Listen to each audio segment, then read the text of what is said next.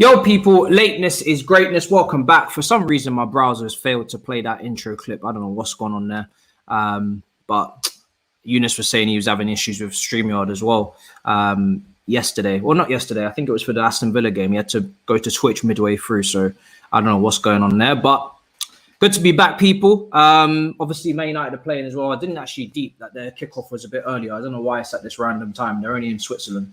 Not Russia, but it is what it is. Obviously, I'll have Alex and Shinan coming on later on in the show as well to do some Zenit opposition analysis and also just talk about Chelsea's lineup. I think that's going out in about 5 minutes. So I'll have that up at the bottom of your screen as well when that comes up. But big up to everybody. How are you guys doing? United in the mud, laughing. I swear they won the lot, no? They're not losing yet. I mean, Wan-Bissaka's got himself sent off, but I don't think they're in the mud. officially. But yeah, Wan-Bissaka's got himself sent off. I don't know how he's managed that. I didn't get to see it. But hey, we'll see what transpires in that game. What channel even is this thing on? Because I'm not getting any of this up on any of the BT channels. Yeah, do you want to try? Just go to Sky Sports News. It's not. Oh yeah, well, but I was gonna watch it. I was gonna watch the second half, but I don't know. 8 p.m., 9 p.m. kickoff. What are you guys talking about? 8 p.m. and 9 p.m. kickoff. What's that all about? It's 8 p.m. kickoff. Sancho is stinking it up. Well, he got pulled off. I don't know how he was playing, but obviously with the 10 men, he's obviously going to get hooked off. So it's just unfortunate for him. BT Sport 2. Okay, cool. Because I swear I did try that, but it didn't come up for me. There's some other games. I think Salzburg's playing. That came up. Let's see. Okay, maybe that should be it then. Chelsea kickoff at 8. So the team news should be out in 20 minutes. Apparently it's been leaked. Put the leak, if you have the leaked team, put it in the chat. Let me see what it looks like. But obviously I'll put it up at the bottom when it gets official. 4 a.m. in Switzerland. 4 a.m. What? What are you man on about? How can it be 4 a.m. in Switzerland? Salzburg missed 2 pens. Yeah, Sadra's telling me there. Yeah. 4 pens and a half in the Salzburg game. 4 pens or 2? I thought 2 were missed. 2 were missed. There was 4 in total? Yes. Where's that referee? What's going on in that game? What, all for Salzburg? No. Oh, okay. That's a madness. Check Absolute Chelsea. All right, I'll take a look. I shall take a look. Obviously, I've got the timer as well ready for you guys. Is the audio cool, yeah? Because I like to check that because I've got two StreamYards open. So sometimes it kind of messes up the audio, but I think there's been no complaints yet, so it must be fine. No Werner. All right, let me take a look at the leaked one, and then maybe I'll put it up. But apparently Lukaku and Hakim Ziyech will start up front for Chelsea against Zenit since Petersburg, and that's from CFC news page, and he's quite reliable on Instagram. Mason Mount apparently starts as well. So Kai Havertz left out. Fair enough. I don't think Kai had the greatest of game against Aston Villa. So apart from Lukaku, no one else in that front three really did their thing. Ziyech wasn't great either, but I don't think Kai... I've seen on socials a lot of people seem to have Kai rubber stamped in their team. I personally don't. I think he's got to fight for his place just as much as anybody else. So apart from Lukaku, I don't think any of that front three is decided. They need to deliver the goods, goals and assists wise, if they're going to be guaranteed. So someone saying here Kai needs to be rested. That's from Jaden. Victor says, say hi to Saj for me. You doing, bro? You good? Guten Abend, my friend. That means good afternoon. How are you? Good job. Look at you, bilingual. Speak a bit of French as well. I don't even know what I did. So you did take pay attention in school? No, I didn't. Because I didn't pay attention. When you're trying to impress girls that don't speak the same language as you, trust me, you learn a couple of things. You know? Oh, okay. Fair enough, yeah. Desperate times called for desperate measures. Is that what you're telling me? I'm not desperate. So don't put this line. But I was about to say ladies on a football stream. What was I talking about? We have like a 0.3% female demographic. If that.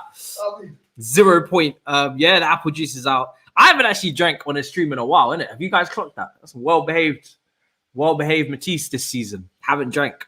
This season? Do you know what it was? In Ireland. 4 games in. What are you talking about? In Ireland, because we was in the proper lockdown. Man was just drinking after every single game on these review streams going on a madness. But this season we've behaved ourselves. This is a nice apologies as well. Let me not pretend like as if I didn't clock. Apologies, there's no roundabout this week. That's my bad. Man. Don't apologize. Nah, I feel like I should because a lot happened this weekend. And I was looking forward to it, and it didn't come out. I mean, they like the roundabout. You can do It's a very niche part of our viewership in terms of subscribers, but the ones that really like it really fuck with it. when he says niche, what he means is you not doing your job. What's your roundabout? Link in the description below. Oh my goodness. I think people aren't clocking that Kepa is our keeper a whole month when Mendy is at AFCON. Listen, you don't pay your brother 200,000+ a week or whatever he's on, plus 70 mil up front in transfer fee if he can't do a month. So this is what I'm talking about. The fact that you guys are even worried about that, considering how much he costs, tells me that he's not the guy for backup goalkeeper. So, but he's been good under Tuchel. So let's see. That's a 200k for a backup goalkeeper. I'm not gonna lie. That's an L. That's an L. That sounds mad, bro. It's mad. I keep saying this. It's nuts. Like when you say it out loud, it's crazy. Like, if we could just get rid of this motherfucker, imagine the people we could bring in. Imagine the people we could bring in. Mason Mount's on like 70, 80. And he was player of the year last year. Huh? Yeah. For us, player of the year. Oh, that's not very hard. Oh, shut up, man. Okay. Just get out. You're hating himself. Enjoy your bet. Let's not talk about it. Yeah, let's not talk about that at all. Damn you, Wan-Bissaka. He hasn't been good under Tuchel. I think he's been mostly error-free under Tuchel. I don't think he's made any big errors. Obviously, the Leicester game, the long shot, cool. Is he starting this game? Because if he's not, then I don't really want to talk about him for too much. No Chilwell. No Chilwell again. Okay, that's surprising. Well, like I said, I'm going to wait for the official lineup to come out because obviously then we don't have to do rumors and speculation. But I am quite surprised to hear that there is no Chilwell. I thought Chilwell would have been in the team for this game in the lead up for Tottenham, and then we go from there. But what do I know? CFC Daily Official. Adam Newsom. Okay, all right. That's a journalist, so let's take a look at that. So he's putting it out early, is he? Because he's not going to be wrong. Had him on the show on Twitch. Confirmed. Chelsea team versus Zenit. Mendy, Azpilicueta, Christensen, Rudiger, James, Jorginho, Kovacic, Alonso, Mason Mount, Ziyech, and Lukaku. So it's basically what was rumored from the CFC news page as well. And fair enough, that's the team. So let me get that at the bottom of your screen now as well. I've got Shannon. I've just seen come into the background, into the backstage there. We're going to add him in just a sec. Let me get this team up for you guys. He's to give us that Zenit expertise because I don't know nothing about Zenit. I'll tell you that right now. I don't know nothing. All right, so the Chelsea team going out here. Mendy in goal. Azpilicueta, as you guys predicted there with the leak. Christensen. I like the back three. I think the back three is, it's mature, it's seasoned. They understand each other. There's chemistry there. And I'm glad that we're taking the opening game week seriously in the Champions League. Like I said, we're the defenders of the competition. We're the holders. We need to come out here serious in the opening game and strut our stuff. Obviously, Mendy and goal. There was a few people saying maybe will Kepa play or should we play Kepa? For me, again, I was always on the train of just play the strongest team. Man United second half is just kicked off. I'll be talking about that as well. If something does happen, I've got that up on my TV, so not to worry if you want Manchester United updates against Young Boys. They are down to 10 men. Ronaldo did score in the 13th minute. Wan-Bissaka sent off as well in the first half. And obviously Sancho was hooked because of that. So, and the front three, obviously Mason Mount, Lukaku, Ziyech. Mason Mount obviously did get a rest over the weekend. So he should be fully fit and firing. Massive opportunity for Hakim Ziyech as well. So a lot going on there. We're going to talk about the team. We're going to discuss the different variables at play. But first of all, let's add in Shinem right now. Bring him in. My boy. How are you? There we go. Brilliant soul. Just I'm check. feeling First good. of all, can I even hear you? Hold on a second. I love the background already. Look at this. The Havertz shirt. The Havertz shirt is there. Looking good. Perfect. All right. Let me remove this. Is there an echo? Oh, I own the show now.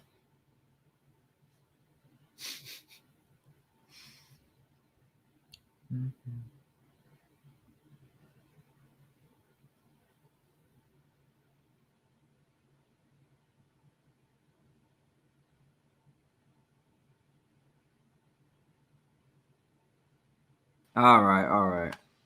Did you like that I was the captain of the show? Yeah, briefly. I put up. I took away the wrong screen, so I've got a timer, and then I've also got myself as well. To be honest, okay. I just change camera, but it is what it is. Big up, bro. How you doing? Talk to me. How are you feeling after seeing that lineup? I actually didn't. I was gonna pull it up right now quickly because I wasn't looking at it. It's along the bottom anyway on the screen, so you're good. Okay, well, yeah. I mean, it's something you'd expect. I would expect Chilwell to play, give Alonso a rest, but outside of that, I mean, it's pretty box standard, and I'd say it should be a cakewalk in theory, but knowing Chelsea, it won't be. Oh, really? You're not confident going into this one? I think this is going to be quite comfortable, to be honest. I really do. I think the team's too mature now. And obviously there's no Saul Niguez as well. I think he needs a few more weeks to get into things. Dude, I told you starting Saul was not going to be a good idea. Yeah, you did say that. I didn't actually have him in my team on YouTube either, but I was like, if he plays, he should be fine. He's experienced. But no. No, I was a little worried I didn't think the game was going to be nearly that bad. I'm going to be brutally honest. I don't think the game was at all for him going to be that bad. I thought he was just like, he wasn't going to be quite with the rhythm, the flow of the match, but he was off the pace. Like there was a bubble. He was way outside the bubble. Yeah, I mean, he kept being dispossessed. He kept giving the ball away. And it just felt like the tempo of the game was just way too quick for him. Like every single time he got on the ball, he was moving like way slower than everybody else. He come from La Liga, obviously. And I think that's normal, isn't it? They come to the Premier League and the tempo is just so much faster. You can only imagine, especially in midfield, you're having to scan on maybe a lot more often, know your surroundings a lot better. But I do expect him to get to the pace of it at some point. But we knew when we took him in that we're not bringing in a player that's on form. We're bringing in a player that kind of needs to be rejuvenated, brought back to his level. And with that's not going to happen overnight. That's something that's going to take a bit of time. So, I mean, what's the reaction in the chat for Alonso starting? Because as you just said, I mean, I'm kind of surprised that Chilwell is not in the team. He hasn't played any minutes at all this season. Didn't play any minutes over the Euros as well. And he is the superior player. So at some point you'd expect to see him. But again, just not involved. I mean, are you worried about that? You expect him to start integrating him in these midweek games because these matches are going to start building up. So rotation is key. That is something we learned about last season when Frank was constantly putting out the same lineup. The points, the games, they were all falling short for Chelsea because the same lineups were coming out. Not to say this one's obviously like there is slight differences. Like Ziyech comes in, Mount comes in, but to start integrating Chilwell would be a good idea, especially in games like Zenit. Like we've both said, in theory, this should be a comfortable match. And this is a game probably to get him up to pace because Zenit play a 4-4-2. It's not like they play any expansive type of football. I mean, he'd have to be maybe worried about Malcolm if they ended up switching the sides he plays on, but Malcolm's not Barcelona Malcolm. But even then, I wouldn't have been scared of Malcolm even at Barcelona. So, yeah, I mean, he was at Roma and then he made that move, isn't it? And he's just disappeared. No, he snaked Roma. Yeah, Yeah, snake trauma is the better description. Talk to me about Zenit. Obviously, we know this Chelsea team. We're going to get into it a little bit closer towards kickoff, but talk to me about Zenit, because obviously you follow Zenit. So what should we expect in terms of style of play, danger men, etc., etc.? They don't necessarily play like Route 1 football, I think is what people would say, like a Barnsley type of thing, but they play very basic, nothing extraordinary type of football soccer. That's not how Zenit play. They play pretty much a bog standard 4-4-2. They play big man, small man. So it's Zuba and Sardar Azmoun. So big man Zuba. And we've seen, I think a prime example of Zuba's performances were in that 2018 Russia World Cup, where we saw he was the guy Russia was always pinging the balls to. And then if they have scraps for him, that's how they play. But with Zenit, it is a big man, small man, kind of like what we're hoping a little bit with Timo Werner and Lukaku. Obviously, that's going to be even better than what Zuba and Azmoun provide for Zenit. And then Azmoun is, he's a Tammy Abraham, in my opinion, on steroids, basically. He is what we would want from Tammy Abraham. Better first touch. The man can head the ball properly. He's more of that defined number 9. Because Roma were interested in signing Tammy and Azmoun. So originally it's first Azmoun. The only reason that didn't happen was because Zenit weren't willing to sell him because last year's Russian player of the season. Then they bought Tammy. They both have similarities in that regard, but Azmoun's more of a on steroids version of Tammy. He's a more complete player, you could say. So, I mean, those are the only 2 things I'd worry about. But if Rudiger, Christensen, Azpilicueta are the 3 center backs, again, as I said, in theory, this shouldn't be an issue.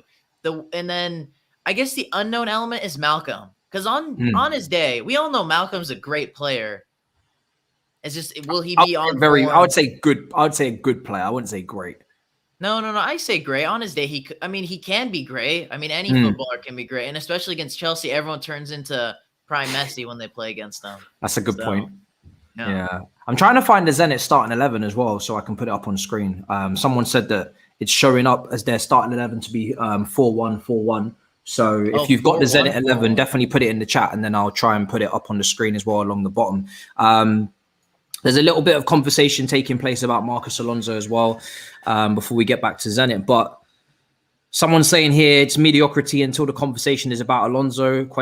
Dude has been playing well so far. If he has a howler, sure, rotate him. I think the problem with Alonso is that everybody knows at some point he's going to cost us or he's going to have that howler. We've been here before in terms of playing him when he's playing well. His last few performances haven't been, I don't think, masterclasses in comparison to his first 2 performances against Villarreal and against Palace. So he is dipping slightly. You want me to screenshot you the lineup? I apologize. I just got it. Oh, you just got it for Zenit?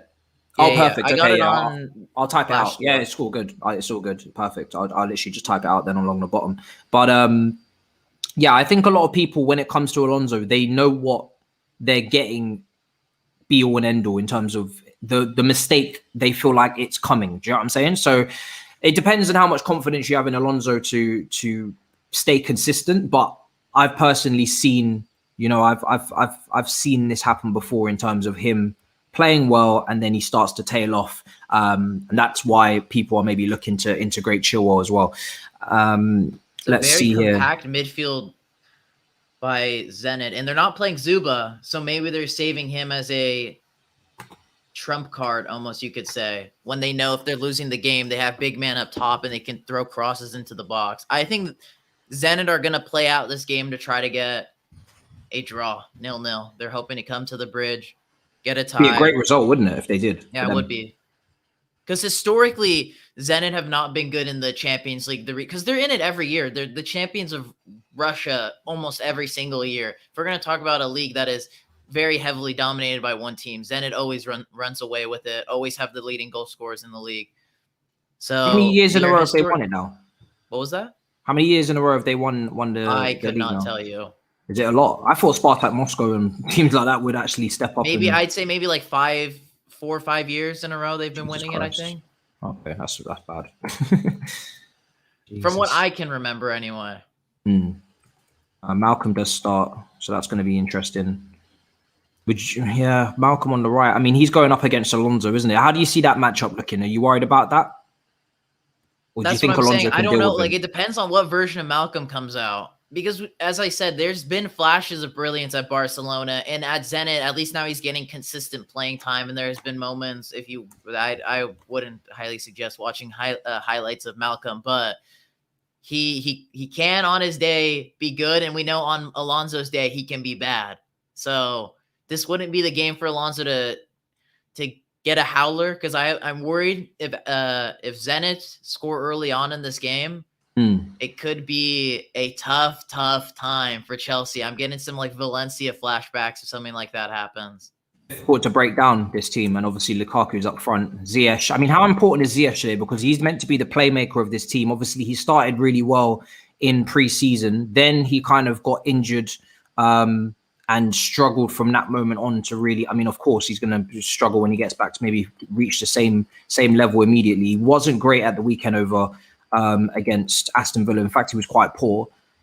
Do you feel like today, who do you think's like for us the main guy to get past this Zenit defense in terms of just unlocking the door? Because they're obviously going to set up quite deep with this 4-5-1. Big Rom has to be Big Rom. There's no question about it. I mean, one thing about the Russian league that's completely different about the Premier League is there's a lot less physicality.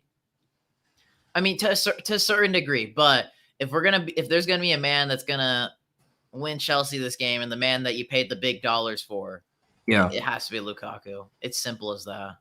Because that was the biggest issue. We both know that was the biggest issue with Chelsea. Couldn't score goals, yeah. I mean, we didn't play that well over the weekend in terms of the first half, and we still managed to come out 3-0 winners. It looks comfortable because we've got someone that's clinical up front. I think Lukaku only had 2 chances, or maybe 3, and he took them all.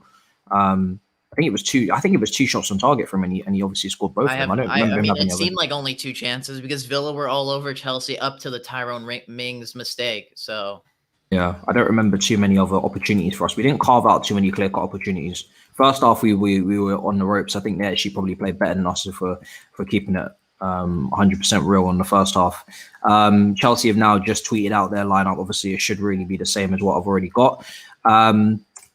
Let's see here. Okay, that should be fine now. So Zenit's team will be at the bottom of your screen as well. Not that many of you will actually recognize the team, but it is what it is. I mean, someone said earlier on in the chat as well, why are we even questioning Tuchel's lineups anymore? And that's a decent point because the guy has been borderline perfect. So even though we're not, I mean, did anything come out as to why Chilwell wasn't playing over the last few days? Was there any sort of explanation as to why he's been missing so much? You're the man that's on Twitter more often than I'm not on Twitter that much. I can't lie to you. I'm actually really not. I'm on it more than you because you're not on it at all. But I'm actually not on Twitter that much at all. I'm trying to get back into it. But after all the nonsense about Mason Mount's banner over the weekend, and a lot of people didn't like that. And then obviously the FIFA ratings come out and everybody's talking about that, and I don't give 2 shiny shits about FIFA. I was actually just editing my video for that. Come on, man. Why you gotta I'm sorry, I don't care about FIFA. Are you actually annoyed? About the ratings? Because they do this every single year. There was that's what I said in my video. I was like, I mean, at the end of the day, these are just FIFA ratings. We all know, like, it's like a common theme with EA. They know they get clicks and views if they put some controversial stuff out there. I think it's just funny. The one thing that was funny, I don't know if you watched it on Manchester City's page, it was De Bruyne and Foden. They had this fun game where they cover up the player's face and they try to guess based off the stat who the player was. They pranked them, and we all know Kyle Walker's just rapid. They changed Walker's pace to 78, and he's a 92. And then when they revealed it, De Bruyne and Foden just flipped shit and just like walked down. They're like, no, this has to be a lie. This has to be a joke. This can't be real. It's so funny. This comment. Why are you trying to get back into Twitter? You're better than that. To be on that shit show over now. I think the main reason is because it's easy to interact with people. So the people that are your bread and butter. Yeah, like it is my bread and butter in terms of my reach. So it's easier to interact with the cool Chelsea fans that are cool and they're fun and they're nice to debate and they're good people. And they're not taking things too far and they're not slandering and doing a madness. It's easier to communicate with them through Twitter. Obviously, I've got the Instagram lives. Instagram comments just doesn't really work like that on that app. And obviously on YouTube, I've got the YouTube and the Twitch. So if I just want to just quickly get something off my chest in terms of an opinion or a thought, it's easier to do it on Twitter than it is to set up a whole live stream and obviously do all that. So that's why I'm trying to. I mean, I don't know if I'm going to be as active as I was ever, because I used to be really active when I was proper going for it. But I'm going to try and at least go on there and put something out there once a day in terms of an opinion. But yeah, it's understandable about Mount's banner thing, because there are people who have been way better than Mount for years, but they put Mount on a banner, but I couldn't give less of a shit. I think when it comes to this situation, right, and we're going to speak about it more when Alex Goldberg comes in. Do you mind if I pop out and come back in? I have to do this interview quickly. Yeah, all good, of course. I'll be back in a bit, people. I know you all absolutely love me. I'll be back in a bit. See you in a second.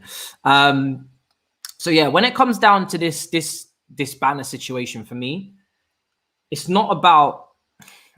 It's about, first of all, it's funded by the fans. So the people who put their money in are going to decide what they're going to, get who they want. They're the one actually purchasing the banner. They're the ones actually making it. They're the ones putting their money into it. They're the ones that are going to hold it. So it's up to them who they want to have. Now, if you want to have someone as the banner, you've got to set up something, raise some money and get the banner made and put it in the bridge. That's just how it works. Do you know what I mean? There's no point really complaining about it when you have the power to actually put in whatever you want in terms of a banner. There's loads of banners all around the bridge. And most fans can, every fan has some sort of way of getting that banner that they wish to have it, in the ground. So it's not really something that you can complain about when it's under your control. Do you know what I'm saying? It's how I would see it. You are more than capable of putting a banner into the bridge if you really desperately want to. It's not impossible. It's very easily done. Get the banner made, pay for the banner or get the banner funded and bring the banner in and put the banner up. It's as simple as that. So, for me, I'm not really bothered about it. Do you know what I mean? Jorginho, people can go down the list of Jorginho, Kante. Why has Aspie not got one? Why has he not got one? Why has he got? For me, I'd rather just look at it from the perspective of let's actually congratulate Mason Mount instead of take away his shine and complain about others. Because Mason Mount, if you look at what he's done, he's done incredibly well to get to this point. Do you know what I mean? You've gone out on loan to Vitesse. You've got Player of the Year there. You've been in the Team of the Year as a teenager in Holland, the same Holland that Ziyech just came out of, who's a lot older. You've had pivotal moments against Wolves on the final day, then in the Champions League last year as well, in the quarters and semis, and obviously the assist in the final. Maybe people will say it's too premature. He's still very young, but I don't see it like that, because I personally don't think he's not going anywhere. Do you know what I mean? Like, I've not seen, unless he was to pick up a horrible injury, the guy is here. Do you know what I mean? To stay. Do you know what I mean? He's doing the business at this age. He's only going to get better, and he's already accomplished what he's accomplished, captain in the team, etc., etc. So, I think he's, you can make comparisons to previous times. Or it took Hazard this long, there, but I'm not really bothered, to be honest. I don't really care. Do you know what I mean? I think it's beautiful for him. It means a lot to him as well. He's spoken about that already, how much it meant to him privately. So, yeah, I'm just happy to see that he's happy. And listen, I'm sure there'll be more banners on the way. Smash the likes, people, if you're with us. Obviously, I'm watching Young Boys Man United in the corner of my eye in Switzerland as well. Manchester United down to 10 men, 64 minutes gone. Wan-Bissaka sent off in the first half. Goal from Cristiano Ronaldo on 13 minutes, and Sancho hooked off in the substitution to rejig and balance the team. I think Dalot came on at right back. Now, apologies again, like I said, for no preview on this game on the channel, and no roundabout as well. I had a pretty shitty few days in terms of productivity, so that's just me. Needs to fix up on that and be better. So I try and make sure that next week you guys are getting the content in the early on the Monday that you should be getting. Let me see.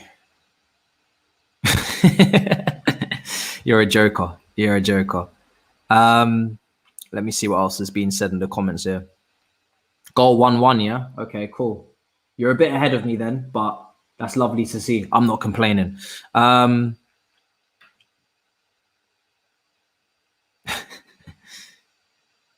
When will Ronaldo score a proper goal? You man are funny. All right. But yeah, for me personally, when I'm looking at this Chelsea team, I'm just really happy to see that it's a strong team. Yes, there's a few, obviously Ziyech comes in. He hasn't really, been on crazy form. I'm looking out for this young boy's goal. Hold on 1 second. Let's see. Because there's a goal coming up. You man have already told me. Ball on the right-hand side here. Ball across the box. Oh! There you go. 1-1. 65 minutes gone. Saj! Yo, Saj! Yo! What happened to that bet, bro? Yo, Saj! Oh my goodness. Young boys down the right hand side. Ball comes across the box. And they didn't get Harry Maguire didn't make the clearance. Shaw let the cross come in. And then they just have a little stab at it. Varane can't get there in time. Manchester United 1-1. And listen, this is the same Manchester United team. Obviously, there's been a few additions, a few minor additions. But this is the same Manchester United team that got knocked out of this group stage last year. In their group and struggled. Man United this season have been gifted a very, very, very, very nice group. So if they don't get out of this group, Oli should be sacked on the spot in December if they don't get out of this group.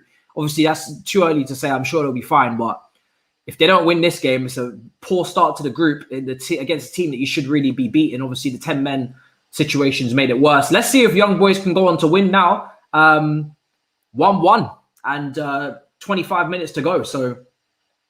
And they're on the attack again, skied over the bar. Brilliant stuff. So, yeah, man, unbelievable. But, yeah, back to Chelsea for a bit. Jorginho and Kova in midfield. Happy to see that. Obviously, Kova had a really good weekend. Jorginho had a really good weekend as well. Not everybody can defend with 10 men. I'm just saying. I'm not even saying a word. I'm just going to let you say what you're saying, Pedro.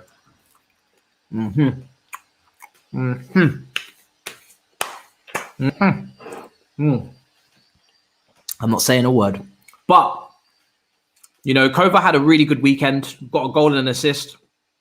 Hopefully that's a sign of more things to come, because he is the midfielder out of the pivot that does tend to get further forward, that does tend to find himself in dangerous situations when he's dribbling out of a press and getting around a couple of players. He's very good close control, brilliant at getting past players, low sense of gravity a little bit with it, but then when he gets into the dangerous positions, the complaints have been, where's the end product? Where's the final ball? So the assist at the weekend was incredible for Lukaku. And then the goal was a fantastic finish as well. I think it's been underplayed and underrated just how good that finish was. It was a lovely clip into the far corner off the post and in. So much time to think about it, and still very delicate, very composed, very, very good finish. So Mateo Kovacic and Jorginho in that pivot. I'm excited to see that. Jorginho was brilliant when he came on, calmed the game down, slowed down the tempo. Took control of the match, especially when we had no control in that first half, and took his position well. Ronaldo's getting angry. Someone says, young boys have got a corner here. 22 minutes to go. Corner comes in here. The atmosphere is rocking. Can I just say, the atmosphere at this stadium looks nuts. De Gea's come out here, cleared away, deflected out for a throw-in. The atmosphere here in Switzerland, you can tell just by seeing it on TV. I've obviously got no sound on, but wow, the atmosphere looks like it's rocking out there. I'd love to go to one of these games, man. Atmosphere is looking crazy. It's better than what's being done in England. I can't lie. We've got levels to go before we get atmospheres like that.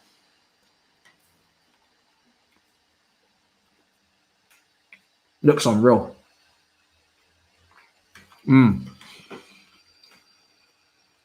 Yep. Mings' assist was class. Class. Yeah, man, it's looking like young boys are properly attacking, dominating now. They're coming forward again. Yo, where's Saj, fam? Why is he not coming in this room and talking to me about what's going on here? Because he had a bet on for Ronaldo to get a hat-trick. You come here, fam. You come here, bro. Come talk to me. Bro. Talk to me. Come, fam. Where you running? Come in here, fam. Talk to us. What's going on? About what? Bro, what's going on with this Ronaldo hat-trick? Where's that gone? Okanini's gonna come to the house in a rage, fam. Firstly, I'm not a Man United fan. So I know, but you got a bet on, and I'm not gonna lie to you. It's not looking like it's gonna come true. We got 20 minutes left. The young boys are dominating. Are you watching the game? how about you focus on yourself? I focus on myself. I think you're gonna be in big trouble, my brother. Hey, Ronaldo only needs one opportunity. One opportunity. He needs two for your bet, my guy. Don't worry about it. Don't watch that. Don't watch I that. can hear in your voice. You seem a little bit worried. I'm good, bro. I'm relaxed. Someone said Ronaldo subbed off. Are you sure? That's cap. I know he is. Shit.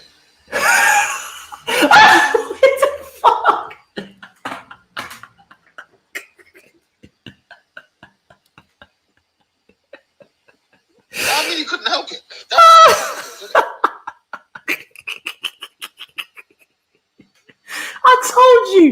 I told you he was going to get subbed off with 10 men. I told you. Because he's not a runner. He's 36 years old. He's not going to press. You should keep him on because he's the only one that can. No, I told you he was going to get subbed off. He's 36 years old. They're down to 10 men. He's not going to do the running. He's always going to get subbed off in this scenario. Yo, you better call your brother from and apologize. No.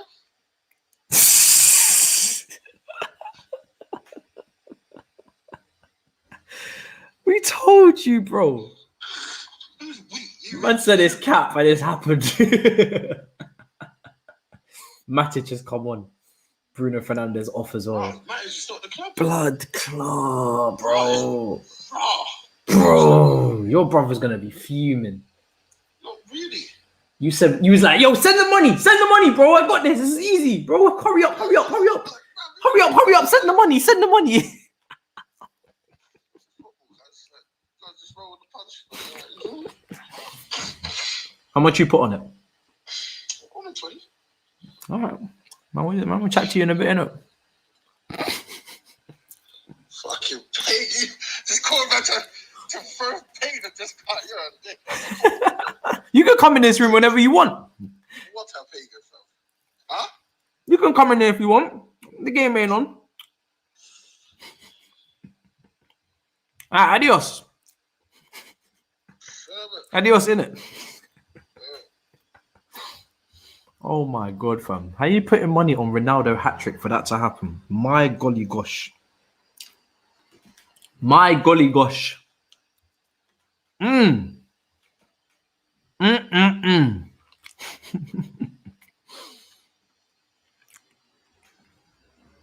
Someone check on Rance. I don't mind if I do. Let me check. Let me take a look. I'll check on him. I'll check on him for you. Let's see.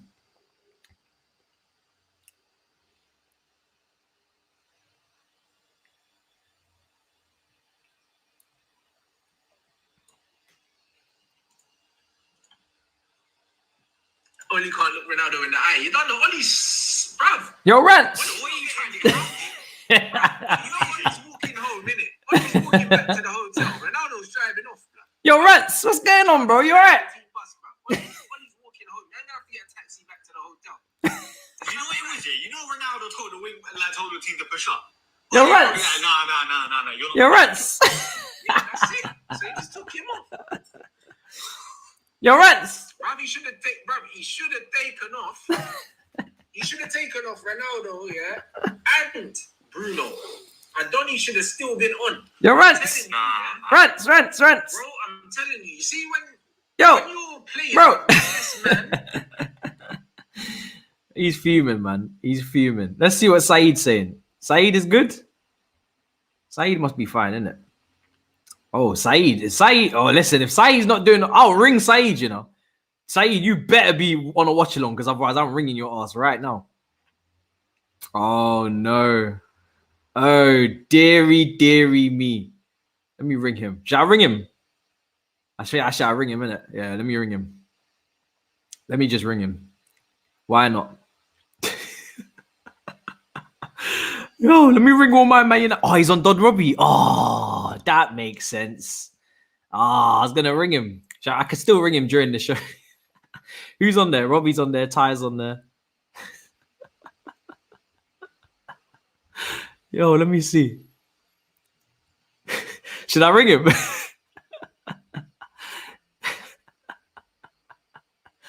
Should I ring him? Should I ring him? Yeah, I'll ring him, innit? Yeah, let me ring him. Fuck it. Yo, let's ring him, fam. Let's find out if he's okay. Hold on. Let's ring him. 1 second, Shaidan. No, 1 second. Let's ring him.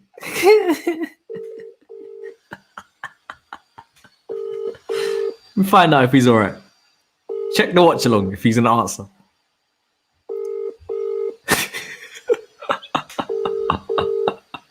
He ain't gonna pick up.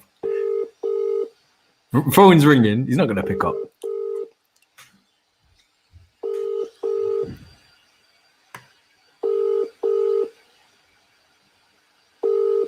He's not gonna pick up. He's not gonna pick up.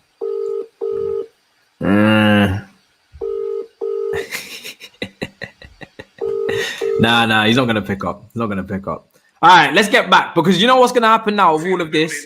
You know what's gonna happen now with all of this is we're gonna get our asses whooped. So let me not say too much more in it. But this has been real. This has been fun. All right. Oh my god. Let me bring my brother back in, bro. What are you saying?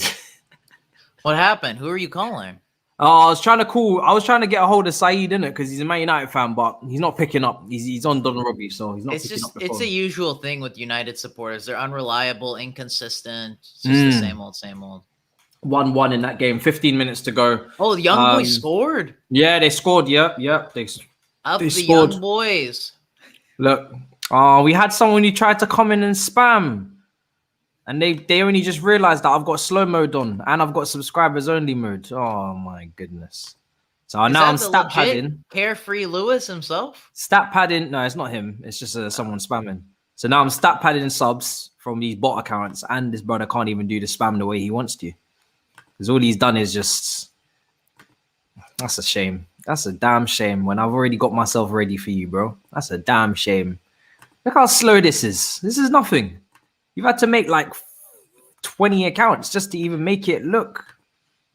This is sad. What's with all the Lewis slander? That's when you know you. So, you know what they do? They pick a creator and then they decide to go. They pick a creator and they decide to make loads of accounts on them and do spam. It's very sad. It's a very sad job, but it's just not going very well, is it? I mean, that was a very poor attempt to ruin the chat. That was dealt with very swiftly, wasn't it? What a shame. What a damn shame. You spent 20 or 30 minutes probably, I don't know, making all them different accounts, Gmail, and just for that. Wow, that's a damn shame. That's a damn shame.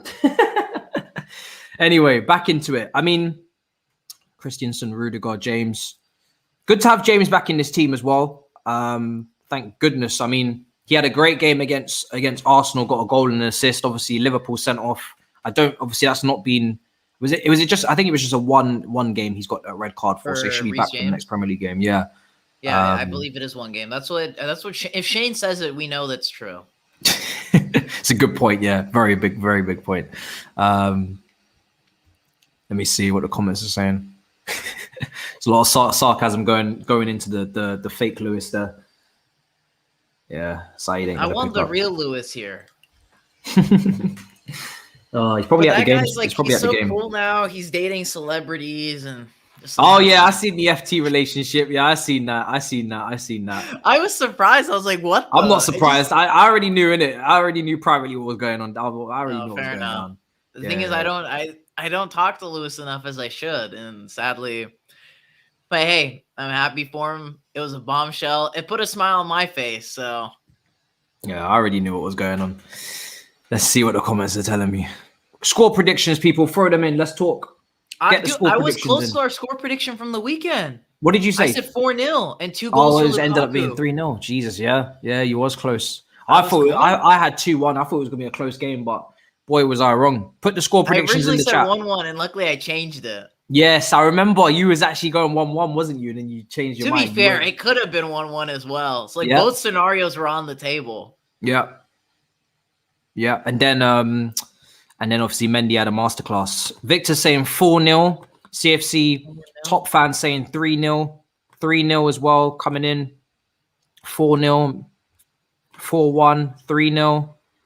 A lot of big wins here. 3-1. Interesting. Can everyone in the chat do me a solid? let's just say at least like I don't mind if Chelsea smash the game, but let's add ones at the end of it for just one goal for Asmoon. That's all I want to. Just one goal for Asmoon. Stop this. We've spoken about this already. We want clean sheets only. That's what we strive for. None of this country bias. I'm sorry. There's you can do it in the other games in the Champions League, just not this one. No, not this okay, one. no, that's fair. Okay, fair enough. Yeah, they can't score against Mendy. We love Mendy far too much. 5-0, 3-0, 4-1. Mendy just being 83 overall rated in FIFA did my head in. Yeah. And Christensen being 80, I was like, bro. All right, go on, talk about it. Have your rant. Talk about it. Talk about it. Tell me why. Do you not have anything to say? No, I mean, listen. I already knew that they were going to sheg us. I mean, what is Reece James? 81. 81. But to be fair, that's like a 4 overall upgrade. I don't know what the upgrades are because I didn't see last year's ratings. I just know that they've shagged us on multiple levels here with these ratings. Like if it was like Real Madrid or Barca winning the Champions League, they stat pad them all up to like 90s. But Chelsea win the Champions League, I don't know. Like that's what they did last time for us. It's not a Champions League. It's not a Champions League winning reflection with those ratings. It's just not. It's not. Like you said, when Barcelona won it.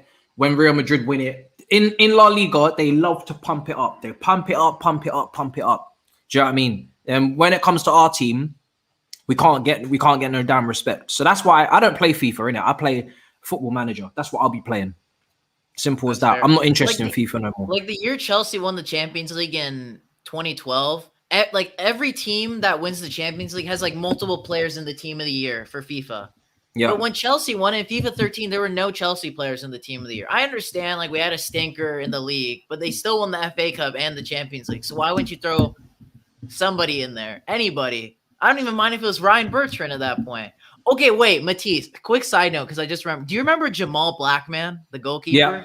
Yeah. He just signed for LAFC in MLS. Oh, really? That's lovely to hear because he was a free agent, and I didn't know if he was going to get another club. He was released this summer. So that's nice to hear that he's found a new club, actually, because he's been here since. I couldn't believe it. When I saw that, I was like, no way, that's my childhood goalkeeper right there.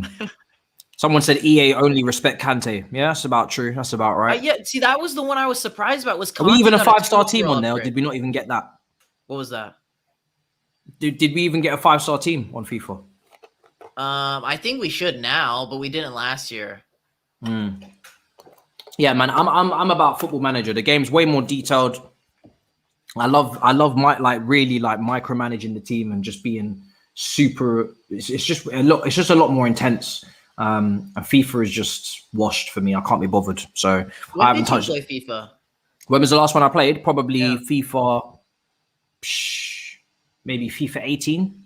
Maybe. You make it. How you said that made it seem like it was a decade ago. It was just like 4 years ago. I don't even know if that was the. I can't remember. It's definitely been a long time. It might even be more than that. How old am I now? 24. It's been longer than that. Maybe FIFA 17. I can't remember. But I've been a long time out of the game. They just constantly be shagging us, man. And I'm like, I want to play with a realistic team that actually get the fruits of their labor. Monstar's saying FIFA and Football Manager are two completely different games. Once you play as the team, the other you don't. Yeah, I know. That's what I'm saying. Like for me, Football Manager, I don't need to play as the team, innit? I'd rather just manage the team, build the team up. Do you know what I mean? Improve the players. Obviously, you can like increase the capacity of the stadium, things like that. Like I know you can't see it, obviously, because it's like when you actually come to play the game, it's very basic. But I just prefer all the technical sides of it and everything. I can't be asked to. You're just a technical guy. Yeah, they've just been shagging us for too long, man. The amount of times you said shag in this past like couple minutes. Yeah, because it's just that is what they've been doing. Do you know what I mean? It's just been incredible. So that's fair. Yeah. What about the Mason Mount banner situation? What did you make of all that? I was just watching Yan's video this morning because obviously the time zone thing kind of cucks me a bit because obviously I get everything when I wake up, and so you have to process it. And I'm the latest time zone out of us bunch. If I was Eastern time, I'd be in a little bit of a better situation, but I'm not even in that. Yeah. But I liked it. I thought it was cool. I mean, outside of that, was there more controversy behind it? I mean, it was just a little bit of outrage on social media in terms of why did he get it? It's a bit soon for him. There's other players that are better that haven't got it. I feel like we look into these things too much. Like, like we try to claw for the small things to get a war started. Yeah. Oh, let's see.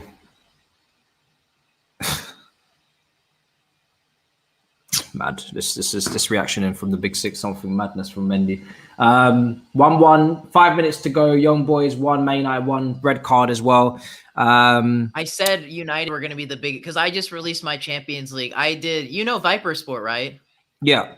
Yeah, I did with Viper Sport in the 90th minute podcast. I said United were going to be the big, because at the end, we did a segment of dark horses, biggest flops, winners. My biggest flops for this year's Champions League was Man United. I said they were going to finish third in their group. Oh, you think they're gonna exit again early? Think about it. When was the last the group is so easy for them? That doesn't matter. This is Man United. In the group stages in Man United, they don't mix together. It's not a thing. It's non-existent. I can't actually remember the last time they did get quite far in the Champions League. It was only that PSG, that round against PSG where they beat them. That was pretty much. Yeah, Rashford with the penalty. They can't. The team that they have, they cannot afford to not get out of this group. It's embarrassing if they don't. Proper embarrassing. I don't think they will. I mean, Villarreal already have their numbers. They can't even beat Young Boys. They lost to Besiktas last time. I'd be shocked if they don't get out. I hate what you're saying, but they've just acquired Sancho, Ronaldo, and Varane. I mean, surely Champions League Ronaldo and Champions League Varane are going to get them through this. Surely. I told you Ronaldo ain't it. Why didn't you listen to me? He got 2 goals at the weekend. Oh, he is. So my left bullet could have gone at 2 goals of the weekend if they were both those chances and the goalkeeper's performing like that. How many goals did you predict for him to get in the end? I said he'd probably get around, I think I said 10, right? Yeah, come on now. You know he's not going to get 10. He's around 10, yeah. 10 Premier League goals. Around there, yeah. And he's got 2 already. 10 to 15. And he's got 2 already. Okay. You're a troll. Are you going to get Pop-Tart? No. Is that a Pop-Tart? No, it's some pastry shit from Greg's. What is Greg's? Is that a cafe? No, it's bread, donuts, like just bare bakery shit. Yeah, it's a bakery. Correct. I really hope. I mean, the thing is with Sancho as well. I know he's an English lad. This is what Fuad Viper Sport brought up, which I thought was a good point. We've seen the transition from the Bundesliga to the Premier League can be tough for certain players, especially like, for example, Chelsea have had that, like with Kai and Timo. It can be tough, regardless if Sancho is an English boy. He's going to have not to say Sancho won't be a flop. I don't like that term when they think players will be a flop. It's just people think he's going to hit the ground running. It's going to take him some time. There's going to be like purple patches of form, but he's not going to be 20 plus assists Sancho this season.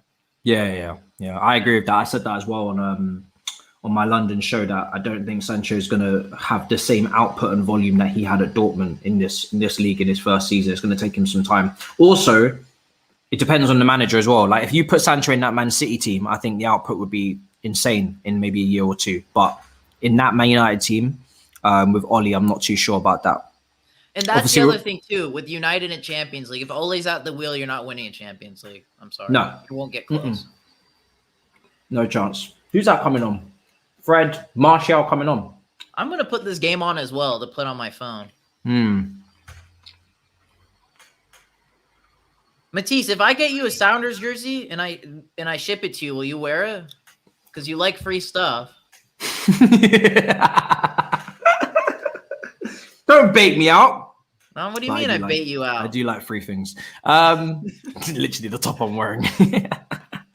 After slagging off the design for months and months. I'm never buying this top. The design's dreadful. Now I'm wearing it.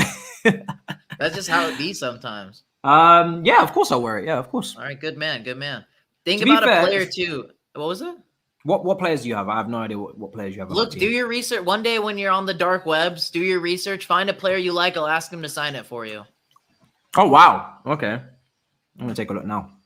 Okay, good looks. Well, the atmosphere is unreal, I must say. Oh, Seattle Sounders.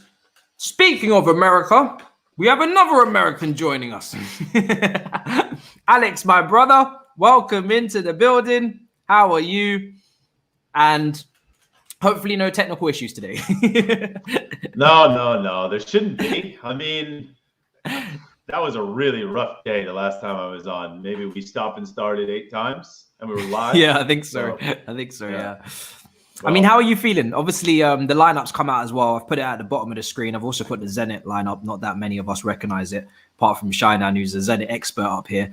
But how do you feel about the lineup? Obviously, Mason Mount comes back in. There's a lot. There's a couple of changes in there. Obviously, Jorginho starts as well. How are you feeling now? You confident? I'm confident. Yeah, for sure. I mean, I think a little bit of a surprise for many seeing Chilwell not start and Alonso get to start again. But it's such a weird one, Matisse, because we saw that piece from Matt Law the other day saying that Chilwell's had this mental exhaustion since going to the Euros with England, but not playing at all. And it's just been a very weird time for him. So on one hand, like, you want to jump to conclusions and you want to say, oh, well, Alonso's earning these minutes and maybe Tuchel actually prefers him to Chilwell, but you can't make that conclusion. You can't at all, because Chilwell started massive games for Chelsea down the stretch, including the Champions League final, and hasn't really kicked the ball since then. So you would assume on a game length, Chilwell has ended on a good note for Tuchel. So you got to think this is still down to maybe Chilwell not being fully ready. And of course, Alonso's done fine as well. So that was a little bit of a surprise. Like, I had Chilwell nailed on. This was the first time, Matisse, I haven't been surprised yet about Chilwell not starting. This is the first night I am surprised. So some people have been surprised for a little while. I'm not. And then the other one is like Ziyech starting over Werner or Kai. I tweeted just a few minutes ago, like, I kind of felt like it would be maybe Werner finally getting his go with Lukaku and probably Mount as well, or Kai and just do Lukaku, Kai, and Mount again. So I guess you're kind of surprised when you don't see either one of those guys starting. But then again, and I'll just turn it back to you, maybe you've already said it, are you ever really surprised to see Ziyech starting a Champions League night? Because I'm not. Yeah, I mean, he's got a good record, hasn't he, in terms of the Atletico Madrid game stands out in my head at home as well. And obviously we signed him from that Ajax team that went really far into the semi-finals. He had a great tournament there as well. I think what's really, you mentioned Werner, which is crazy, right? Because he was such a permanent fixture in this team last year. He was playing almost every game under Lampard and Tuchel, and start of the season now, we've not really seen him at all. It just goes to show that he really has got to fight for his place. There's been a couple of links to Bayern Munich as well in January, maybe the end of the season. I'm not sure how concrete those links are, but something tells me that this guy is now like really amongst the crop in terms of he's no longer head and shoulders in the team like he was with maybe a Mason Mount in that front three. He's now back in that crop of like maybe even a Pulisic and a Ziyech, like really in that crowd of fighting tooth and nail to get into this team. How do you feel about that? Yeah, well, I mean, 2 things have really hurt Werner. So one, obviously Lukaku, that's the obvious one. So when you have a guy who can guarantee goals, then the need for Timo finding form is a little bit less. Like last season under both managers, it almost felt like each manager was saying what we would say as fans. Today's the day. It almost got to that point. But now with Lukaku, one of the rare players that actually guarantees goals, that's hurt Werner. But I also think now playing in this formation, which I think we're all on board with, I think now that Lukaku's here, it hurts Timo extra. Because you and I have already spoken about this probably on a post-pod on the Byline, but if you have Timo and Lukaku out there, then you probably only have one other attacker. Now, your wingbacks can attack, but probably only one other attacker. So it could be scored. Yeah, I'm loving that. Oh my God. In the last they're minute going crazy. Added on time, young boys have taken the lead against Manchester Matisse, United. what did I tell you? What did I tell you? Right at the end. God. I have goosebumps and I don't even have the sound on. Oh, I don't have this. Yeah, exactly. Oh my God. What a mistake at the end. That is incredible. Look at them. Look at the way this. Oh my God. They're all like, all the team from the bench have just come onto the pitch. Oh, doing I madness. think it's the American too. It's Sabichu. I forgot how to pronounce his name. Let's just make sure. Oh my God, United passed it right to them. I mean, that's borderline match fixing. Oh, Jesse Lingard with a delicious assist. Oh my God. You know how Mings passed it to Kovacic at the weekend? That was an even better pass from Lingard to... Oh my days! Rants. Wow. Beautiful. Look at him celebrating his own, man. I've got Man United fans on the line. Let's hear their reaction live in prime time. I need Saeed as well. Body tax. I'm part of the mud just to lose. Body tax, brother. Get him out. I told you, pussies. See, man, you don't want to be right, you know. I told you, man, about this Ollie tax. I told you. I love it. I love it. This is what I live for, Alex and Shaidan. These moments here. I hope Goldberg is losing it. I'm going to enjoy Goldberg later as well. I said, bro, I don't give a fuck. Yo, Don Robbie, what are we saying? Let's see what Saeed's saying. He must be losing his mind. Kick-ups? What are you doing kick-ups for? And he can't be offside because he's been passed back to him. Wow. So he can't be offside because he's come off a Manchester United. Tim Hutter says, as a Swiss, I'm very proud that one of our team... This is that game over 2-1. Wow. That is not the start that Champions League Varane and Champions League Cristiano was expecting to go to Switzerland. A game that my boy Saj was telling me, oh, why didn't they play their B team? Maybe their B team would be able to beat them. Well, you've gone there with your A team with Ronaldo and Bruno and everyone.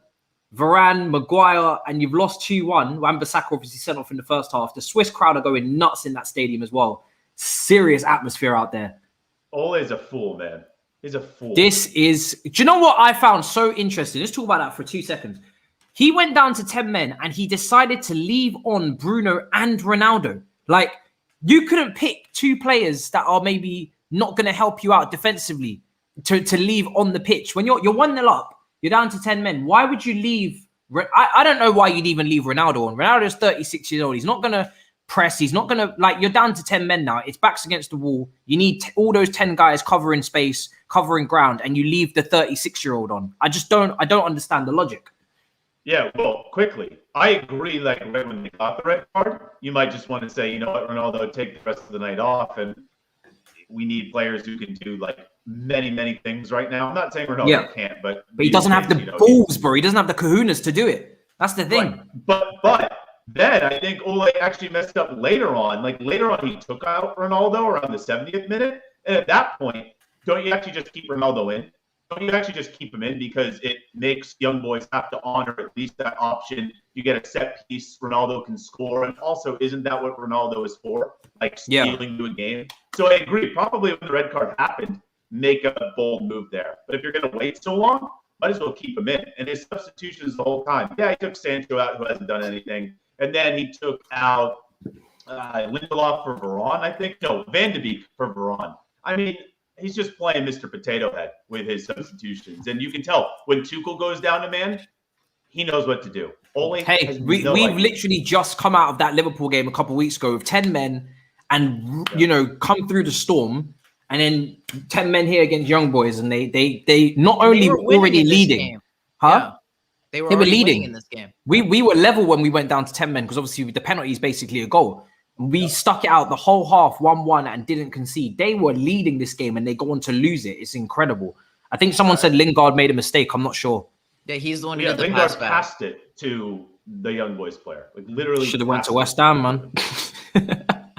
He was great at West Ham, but to be fair, he was incredible at West Ham at the weekend as well. He did score at the weekend. But anyway, quickly on the Timo point, I just want to say that I think Timo is really hurt by Lukaku and the formation because we all know because you have three center backs out there, you are sacrificing an attacker. So what it does is you need at least two of your players around Lukaku, who, by the way, has a perfectly fine touch, but you need two attackers who can actually control the ball, and Timo can't.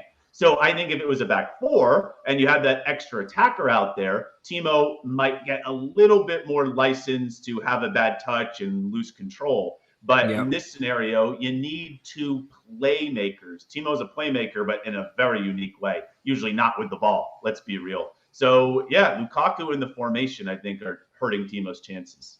A certain buddy of mine best buddy / roommate put a £20 on Ronaldo to get a hat trick. Then he was hooked off, and he told me that the B team of Manchester United would beat young boys, so the A team is surely going to stat pad. Let's hear from him now. Saj, how are you?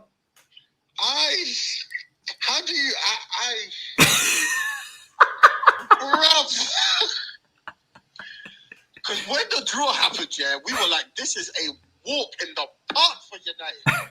Like, they can't fumble the back. But they did. How, bruv?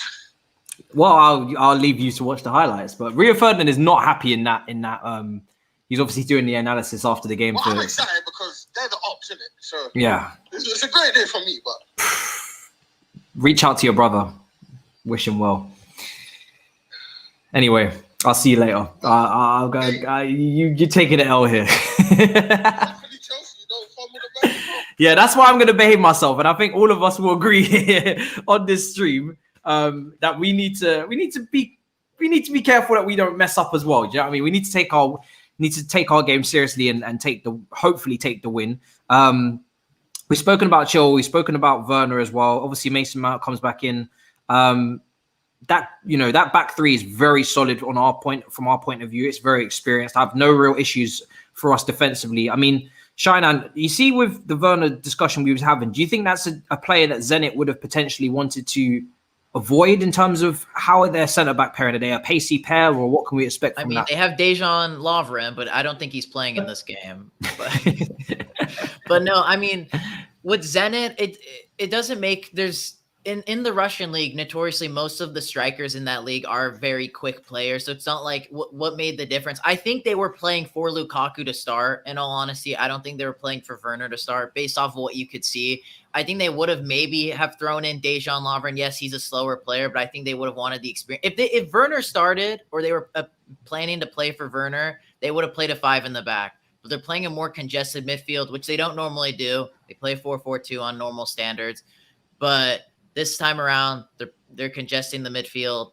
So I think they were anticipating for a Lukaku start for this game. I don't think they were anticipating Werner to start. Maybe I think probably to bring on the bench. Because as I said, the longer it stays 0-0, I didn't say that, but a 0-0 is what Zenit are going to play out for. But the longer it stays 0-0 for Zenit, the more benefits them, because they'll bring on Zuba. They're going to start hoofing balls into the box. And when Azmoun and Zuba are playing together, it could be troublesome for Chelsea somewhat. I think the defense should be fine, but with Chelsea and sometimes with Alonso in the midfield, he's due to have that one mistake or blunder, and then the cycle all begins with the Marcus Alonso story. So we'll see how it goes in that regard. But Azmoun by himself shouldn't be a big worry for the Chelsea defenders to deal with. For me personally, I was always of the notion. I mean, I think me and Alex spoke about maybe on the byline. There was a question about someone saying maybe we should bring in Kepa. I think this Man United result, not that we should be maybe putting ourselves on that par, because Man United left the group stage last season as well. It's just another reminder for this Chelsea team potentially to not mess about in the opening game week of the Champions League. We've had it with Chelsea before. You lose or you draw the opening week, especially when you're at home. You're meant to put the team away. It just sets you up for a bad overall group stage, where now you're going into the last game under pressure and you've got to get the business done. We are good under pressure, but I prefer it how it was last year, where we just had a game in hand that we could not throw, but rest players, rotate. That's going to be very important considering we go to, I think, South Africa potentially for the Club World Cup, because obviously Japan have pulled out of that. So we could be even traveling all the way down there. So yeah, I mean, Alex, are you happy with that lineup overall though, in terms of the strength? Obviously, Thomas Tuchel's speaking now. But yeah, Malcolm as well. Yeah, listen, that's a lineup that absolutely should get the victory. Like, you got to protect, as it was in the NBA, home court, but you got to protect your home right tonight, because you're going to have the return leg away from home. And yeah, don't get in a position where you all of a sudden have to really care about that game. So let's start strong. And of course, that's a team that should know each other really well. Like, there's nothing new in that team, meaning Saul didn't get another go tonight, right? There was the whole, not conundrum or debate, but Kovacic has now played a lot. So we knew that's why Jorginho couldn't get the go on Saturday. He played a lot over the break, but now Kovacic has played a lot for club and country. So maybe some thought, well, maybe Kova actually will sit tonight, and so we'll get another go, and this time it'll be next to Jorginho. Nope. You got a midfield two who know each other super well. Alonso hey, he might be tired, but he certainly knows this team well right now. Reece back in there. And that's something I'm really excited about quickly, because think about it. We've only seen Reece in this new setup with Lukaku for a game and a half. He was incredible in that game where he got the goal and assist, and that was against Arsenal, right? Mm-hmm. And then the first half against Liverpool, but then he got the red card. So it was pretty tantalizing when Reece was involved for that game and a half. Like, it was pretty attractive to see what Reece could do, especially with all that space that Lukaku provides, because he sucks in attention. It was pretty attractive to see what Reece can do on that right-hand side. And with Ziyech out there, we know he's not going to hug it all the way to the sideline. He's going to cut in. So Reece could have a lot of space. So like you said, the three defenders, they know this team so well. You got Mendy in there. You got Mount back in there. It's a team that should take care of business. Like, that's a serious team who knows Tuchel's system. So Tuchel didn't get cute tonight. And I appreciate that, because I think that this is the night where you continue the momentum and you start off group stage the way Manchester United did not. Yeah, as at that point on James and Ziyech, obviously that's a chemistry that we saw flourishing at some point. I think maybe it was at the beginning of last season. I'm not sure when Ziyech had a little bit of form before he picked up another knock. But this is a huge game for Ziyech, because he wasn't good over the weekend. We know that he picked up another injury, which seems to be the case for every inconsistent young, winger attacker that we have in terms of Pulisic sometimes as well. He really needs to have a big game today, because, again, we spoke about it. It's the struggle for consistency in this front three. We know Lukaku is going to do the business. Who is going to be the person behind him, the person that strikes up that relationship to feed him and give those assists and understand that link up? The quicker that happens, the better, because then we're going to get an even better version of Lukaku, who doesn't have to take 2 goals out of 2 chances over the weekend. And that player playing behind him is going to play consistently as well. I'm really just striving and looking for some sort of chemistry and consistency in this front three now. I feel like, yes, the rotation's nice to be able to do, but it's mainly because nobody's on form, not because we've got everybody, singing from the same team sheet. So it's a slight worry of mine that, again, even though we've got Lukaku, he does need help. We need other people to pitch in and do the business here. I think when it comes to the only threat as well, how well do you know this Zenit team, Alex? Do you recognize anyone? Obviously, Malcolm's in there from Barcelona and Roma. I personally didn't recognize anyone until I seen Malcolm in that team as well. I know Zuba, but he's not starting tonight. Is that true? He's on the bench. Yeah. Are you saying that? Zuba? Yeah, whatever. team. Okay, so yeah, Malcolm, and I might recognize some names, but no, it's not the old Hulk and Branislav Ivanovic that I was kind of used to. Not even saying they crossed paths, did they? They must have. Hulk and Ivanovic. No, I don't think so. No, they didn't. Okay. I don't think so. If Someone's right, someone's wrong, but either way. If they did, that would be a weight room. I would love to. Oh God, can you imagine? Hulk and Ivanovic. We were linked with Hulk so often as well. Oh it's my never God. materialized. Yeah, after we won the Champions League, that was like the main saga. All the time. Yeah. Hulk was one of those guys a lot, but please remember this little factoid that was said by Anthony Robinson. He said it on my podcast, but he said it elsewhere, that when Wigan played Zenit in a preseason game before Wigan's season started, that Reece flung Hulk to the ground. Yes, I remember you telling. Yeah, I remember hearing this. Yeah. Yep. Like pretty casually, kind of Bamford style, what he did with Bamford. So yeah, I'm not too familiar with Zenit, but listen, they can beat us. They absolutely can beat us. This is the Champions League. They no doubt can beat us, but I don't think they will. But yeah, I'm not putting my feet up at all. I just hope that, I think from the first 5-10 minutes, we're going to know how serious this team are. Usually, I think under Tuchel, the mentality's been in check. Although, as I say that, though, there are other games like Arsenal, like Leicester, in that almost catastrophic week that we had there, where it was just everything seemed to be falling before the Champions League final. I'm going to get some. You know what I think is different? Just quickly, Lukaku. Yeah. I think Lukaku is the huge difference from tonight to what you just mentioned from last season. Lukaku has this thing, and I don't think we've mentioned this enough. Lukaku has this thing that Ronaldo has, that Zlatan has at Milan, where the minute Lukaku steps into the dressing room and takes things so seriously, which he clearly does, he takes every game seriously. Did you see the Lee Grant thing when he said that the players didn't actually have dessert because they saw Ronaldo wasn't having dessert? There you go. So this is the thing, is we're kind of forgetting, and it's a great thing, that we're now a little less likely to be complacent for a game because our number 9 leading the line is not going to be. Yeah. Yeah. Well, listen, it didn't work out for certain other leading the line, man, Man United, but hopefully we don't have that issue.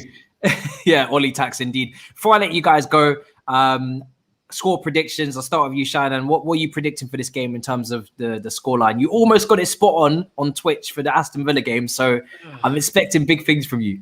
It's a difficult game for me. As I said, Azmoun, the striker for the Iranian national team, playing against my favorite club, but I think this is going to be a 3-1 win for Chelsea. I see Lukaku getting one. I think Ziyech will get one, and I think off the bench Timo will get one. And then just to play a little pat on my back, I think Azmoun will get one at the end when it doesn't matter. I know you guys value clean sheets, but I would like to see him score in this game as well. This is terrible. Imagine siding with your country. Alex, what about you, bro?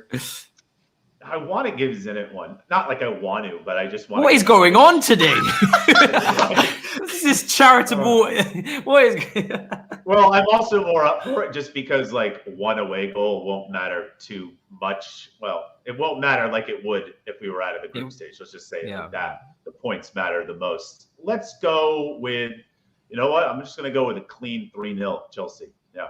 Okay, perfect. Well, listen, I'm going to let you guys go and enjoy the game in peace. I'm going to take on the task of entertaining the few hundred in here for the next 90 minutes to God knows whatever other time. And obviously, Alex, I'll see you later on for the byline. Shannon, pleasure as well, as always. And I'll see you guys in a bit. The Americans are out. And thank you so much, boys. So there we are. So it's just me now. Let's kick this off, people. The game is about to kick off. We've had our fun with Manchester United losing 2-1 to Young Boys. People were telling me that Rance was having an absolutely fuming there on Twitch. And I'm sure Saeed is as well. But Chelsea are walking out at Stamford Bridge under the lights. The holders of the Champions League are here and ready, people. Doing the business. Back. And listen, if we're learning anything from that Manchester United game, do not fumble the bag. Do you know what I'm saying? Do not fumble the bag. Let's stay professional. Even if it's not the most entertaining game, again, I'm not going to be too concerned. Of course, I would like a performance, but at the same time, we are managing things. We've got Tottenham at the weekend as well. I just need to see a nice, comfortable, professional performance from this team. After what we just saw take place in Switzerland, I really hope that again, for that to happen, I think is only going to help us because the fact that Young Boys have just beaten Manchester United, that's easy for Thomas Tuchel to say, you see that? You see what just happened on that TV screen? Do not let that happen to you. You thought this game was going to be easy? Look what just happened to them. That is an easy tool to use in terms of your motivation to be like, well, if you thought it was going to be easy, you're mistaken. You are very, very mistaken. So make sure you're on your P's and Q's and you're coming correct. So that's the way I see it, people. And hopefully that's the way Chelsea will operate in this match. So we can only hope and pray. Okay, 1 second. Let me sort myself out right now with the timer and whatnot. So just bear with me for 2 seconds, people, while I do that. The lineups are going out now as well. 1 second, people.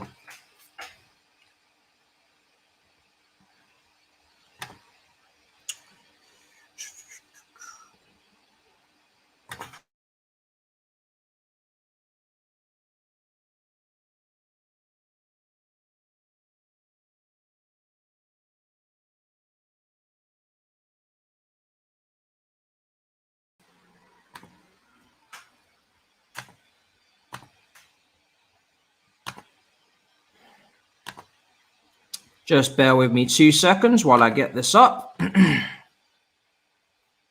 Okay.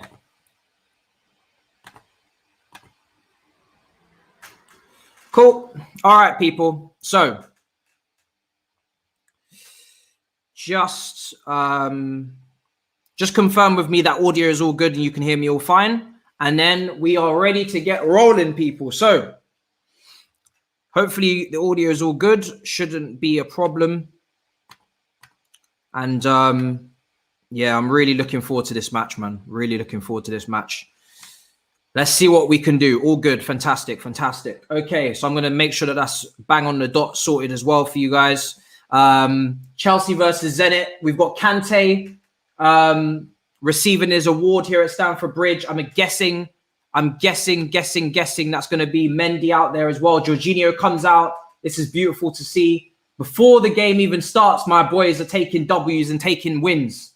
Jorginho comes out for his UEFA Men's Player of the Year trophy. Kante came out and took his Midfielder of the Year trophy. Tuchel takes his Coach of the Year trophy. I'm sure Mendy as well, as I was setting up, took the Goalkeeper of the Year trophy as well. Obviously, these UEFA awards being presented in front of the fans.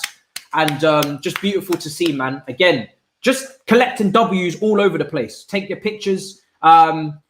Beautiful to see. That's the hard work from the season just gone. Now, the first game of the group for Chelsea against Zenit St. Petersburg at Stamford Bridge, coming up live soon. And listen, business. We're not here pissing about. I've said it at the start of the season. For me, we should be aiming to try and retain this trophy. There's no reason why we can't. We have the best defense in Europe. Best defense in Europe, in my opinion, especially on recent form. Only goal conceded in the Premier League was from a penalty. So no goals conceded in open play. And the performances this season have been matured. They've been good. Despite, a few halves, maybe you can say Aston Villa not great, but the scorelines have been really strong from Chelsea, and the defense is really on point. And then you add Lukaku to this team, the team that won the Champions League. Now you're adding a striker to that team, a ruthless striker. A lot of these players in their prime as well, mature. You have to say that we've got a chance of defending this thing. So we have to go out there and try and do so. Thiago Silva, Azpilicueta, Christensen, Rudiger, Mendy, Lukaku, Jorginho, Kova, Kante. So very, very, those guys there, they're all in their prime, We've got some young guys dotted around, but it's very much a team that's in its prime. So we should be able to, challenge for this thing again. That's what I'm trying to see. Okay, game about to kick off. I'm going to throw the timer in and get it started. And that's that. Game kicks off. Chelsea versus Zenit St. Petersburg. Really appreciate everybody that's joining me for this show, for this stream, for this game. And like I said, let's not get complacent. We saw what happened in the earlier kickoff in the Champions League. We need to come and do our business now. So let's see what the boys are cooking. Good to see all the boys getting their awards. Now they need to come and perform. So this is it. Strong team out there for Chelsea. I'd expect Ziyech to... It's going to be interesting because Ziyech likes to hover around in that right channel. And so does Lukaku, of course, as well. When Kai has been playing, Kai has been very much on the left-hand side of the attack, dropping in deep in between the half spaces, and Mason Mount's been on the right. But now with Ziyech on the pitch, it's going to be interesting. Is he going to float around in that right-hand side? At the moment, it looks like it, with Mount on the left, and then Lukaku obviously up front. Here's Christensen getting hooked. We didn't establish any dominance in the first half against Aston Villa, so hopefully that's not going to be the case today. I'm hoping for some possession, some control. We got to take these brothers seriously. Good stuff, Rudiger. Go on, my brother. Go on. Mason going to get there? Nope, just out of play. The ref has hair. That is a good start. Opinions on Danish Maldini. Well, listen, Christensen's been one of the best centre-backs in the world in 2021, up there with Rudiger. Hasn't put a foot wrong. Came in for Thiago Silva at critical times, away from home to Tottenham, away from home in the Champions League final as well. Came off the bench and flawless, absolutely flawless. Ever since that moment where he dropped against, I'm not sure who he was against, but it was under Lampard, and John Terry may have criticised him on Instagram in the comments, saying that he should have stood up, stood tall. Ever since then, the switch has been flipped when Tuchel's come in, and he's been incredible. So he's the long-term successor to Thiago Silva. I'm really happy to see him getting more game time as well, because we need to start that transition between Christensen and Thiago Silva. And so when Thiago Silva leaves, Christensen's week in, week out, and he's ready to go. So I've been really impressed with him. Really impressed. It's been incredible. Denmark as well in the Euros. Incredible. Go on. Here's Mason Mount. Obviously didn't play at the weekend, so he should be fully fit. He's making a run there, creates a bit of space down this right-hand side. He does love that right channel with Mason Mount. See what we can do. Go on. 3 minutes gone, people.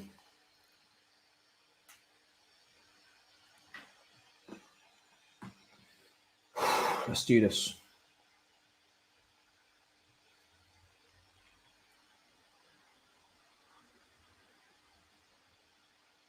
Go on. Oh. Reece James back in the team as well.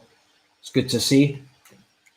Don't think Hudson-Odoi did enough to cement his place, as we can clearly see over the weekend. He was okay, but didn't do enough when he went up into the front three as well. Just didn't. You have to have a masterclass, or it's not gonna happen. You know what I mean? Go on. Here's Rudiger. Now Alonso as well.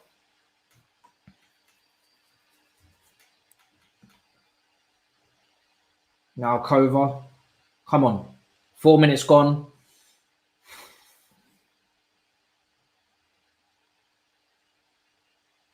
Got good possession here. Let's see if we can get an early goal. Here's Kova. Kova's been much more aggressive going forward this season, which has been good to see. So hopefully we see some more of that today. Go on, Ziyech. Found a nice, just tried to put it on his left foot. Found a really good pocket. Lovely stuff. Christensen applying some pressure. Lovely. Got the ball back quickly there. Well done. Come on. Ball goes in, over hit. Come on. Let me know in the comments, guys, if you prefer the watch-alongs here. Obviously, at the weekend, I was on Don Robbie as well. I will definitely want to get some feedback towards the end of the stream as well, where you guys prefer. Forgot to do that, actually, during the build-up. Because obviously, we've been doing it here mostly so far. Come on.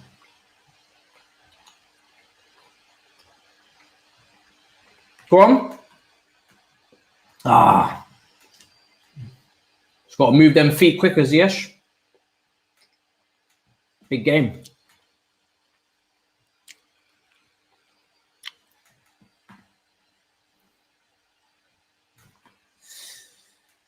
Come on.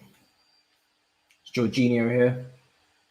Aspie, who got a really good assist as well. Kind of went under the radar, but got another assist. Go on, Mason, into Lukaku. Lovely play, lovely play. Go on, Aspie. Yeah, go on. James. Good hold-up play from Lukaku there. Backing into his man. Keeps the attack going. Go on. Oof, Mason just trying to funnel it through.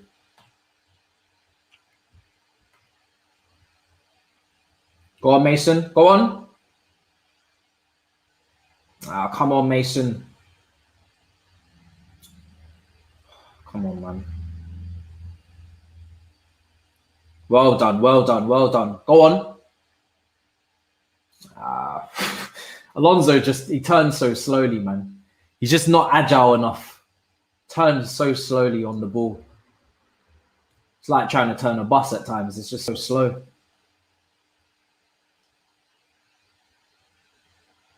I didn't even want to use his right foot there to get round. Go on. Damn it.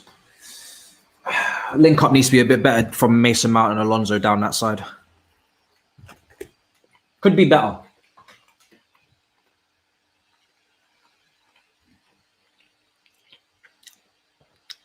Manchester United didn't have a shot after the 25th minute. I don't know what to say. I prefer not to say anything. I really do prefer not to say a damn word about that. Because that is embarrassing. That's what that is. That is embarrassing. That's embarrassing.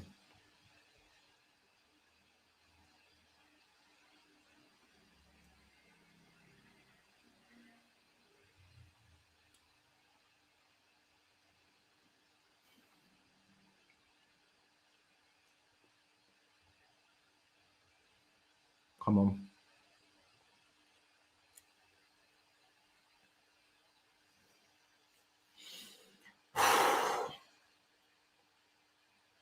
Barcelona versus Bayern Munich as well. So that's a big game going on now. Big game. Big game. Come on, Chelsea. I'll never, ever watch another game before I watch Chelsea's. I've seen that people like maybe even get 2 screens up. Not a chance.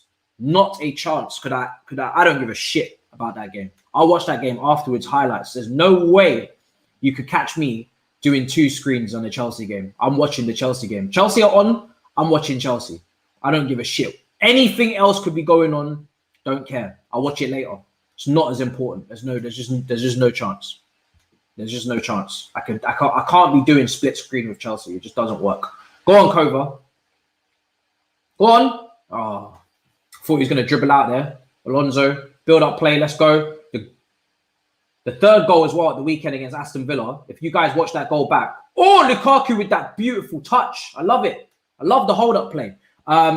If you guys saw that third goal, the way that we won the ball back, and then we just passed it around, broke out of the press, kept the ball for like a good few minutes, good 5 minutes. It felt like 5 minutes when I was watching it back on the comp, but obviously it wasn't. It was a couple minutes, but they strung so many passes together before that goal. It was beautiful build-up play.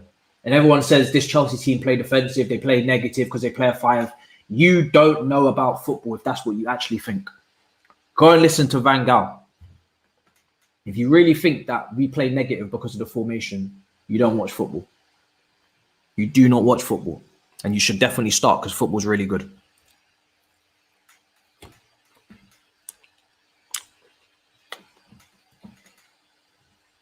Come on, man.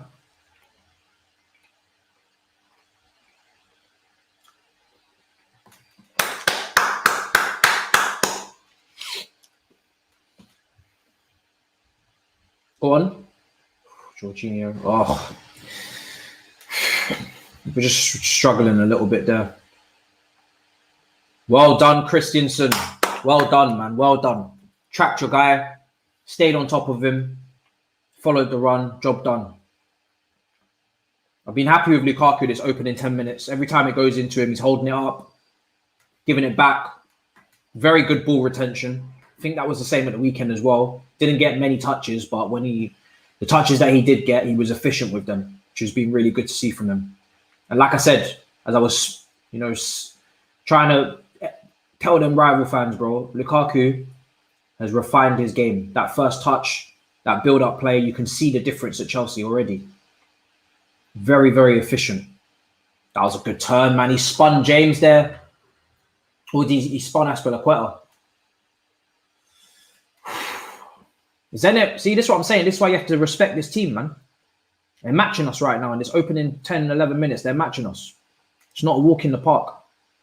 Everybody, a lot of confidence in the chat in terms of score prediction. That's some big scores in there. Hopefully that's the way it goes. Stop him. Whoa, James. Jesus Christ, man. Good interception. James, look at the recovery. Really strong. Look how far James had to come from. Because it looked like he was sleeping there for a minute. Aspie lost out on the header. James had to get back. Luckily, the guy had to chest it down and take a touch. Reece James just about got back in time. Can't be sleeping. Oh, pull back. Let's go. Counter. Come on. Go on. Oh, man. Thought we had something.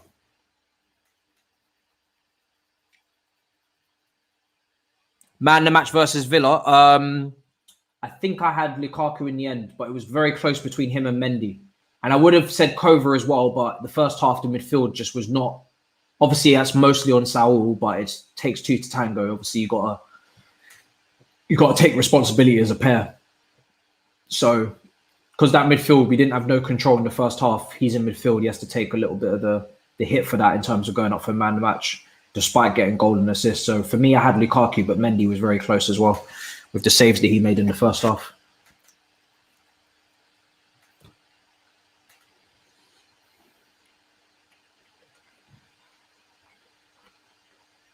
Get there. Come on, Ziyech, man. I need you to do something in this game. Show me some of that pre-season form. Turn, shoot. Ooh.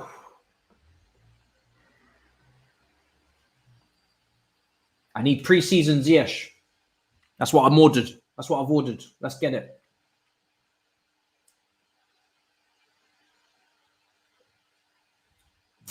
Overhit again, man.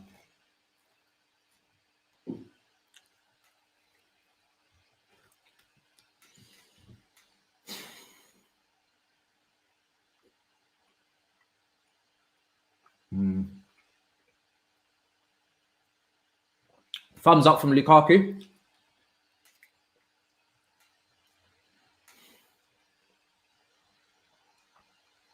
They are trying to hit Lukaku quite a few times. I can see from that right-hand side. There's a lot of crosses going in from over there. Or they're at least attempting the crosses. A lot of them have been overhit. But that's a common pattern that's been in this game, the opening 15 minutes. That right-hand side, whether it's Aspie, they try and get that cross into Lukaku from that side. Remember the relationship that Aspilicueta had with Vivaro Morata as well? That's the only time really we could get goals out of Morata was when Aspie was crossing into him from that right-hand side. So maybe he's trying to establish the same relationship with Lukaku.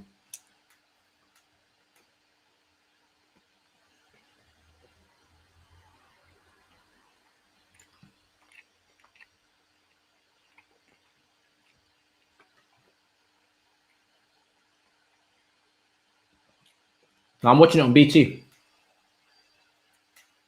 BT2, BT Sport 2 I'm watching it on. I'll only stream it if it's not live. But these Champions League games will all be live, so don't have to worry about that. Thankfully.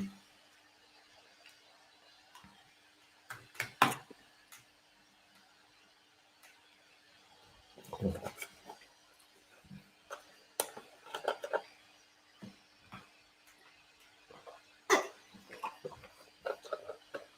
Go on. Come on, man. We need to open this team up. Cheyenne told us defensively this team are coming in for a 0-0.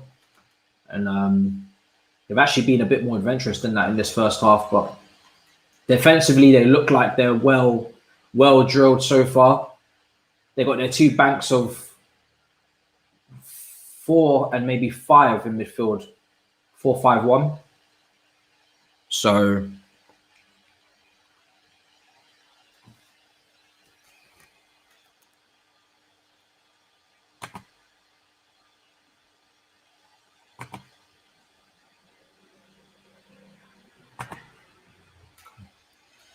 keep an eye on that timer.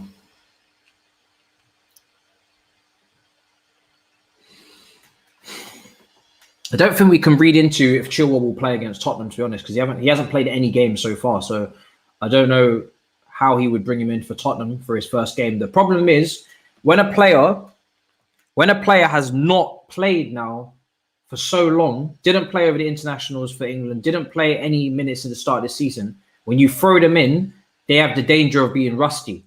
And that's probably what it's going to be. So you don't throw Chilwell in against Tottenham. If you were going to play Chilwell, you had to play Chilwell tonight. So I don't think Chilwell will start against Tottenham. I think Chilwell will start against Aston Villa in the Carabao Cup game next week. That's when I think Chilwell will start. I thought Chilwell would start tonight. So because he hasn't started tonight, I don't see him starting against Tottenham. Go on, Mason Mount. Go on. Come on, Mason. Ziyech here with the ball. Back to Mason. Let's look for Lukaku. Oh, my God. Overhit again. The delivery, man. The delivery so far has been really poor into the box. I think he was trying to find Reece, but just not executed very well. I don't expect to see Chilwell against Tottenham at all. I think that would be a crazy game to throw him into, especially away from home. He'll play the Carabao Cup game now. I think he will actually play that game. If he doesn't play that game, maybe he's missing. I don't know. If he doesn't play that game, you can put up some missing posters on the brother.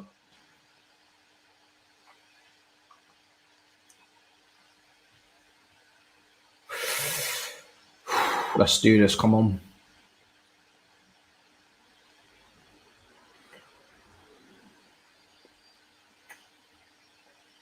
Opening night, ideally, we want to see fireworks, slap down, madness, but more likely and hopefully just a comfortable win, but not a battering, because this Zenit team are well structured so far.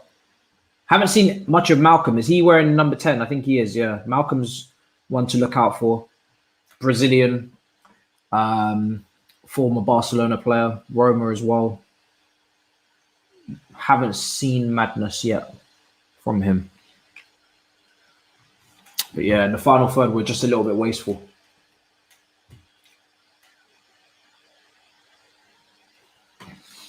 Come on, boys.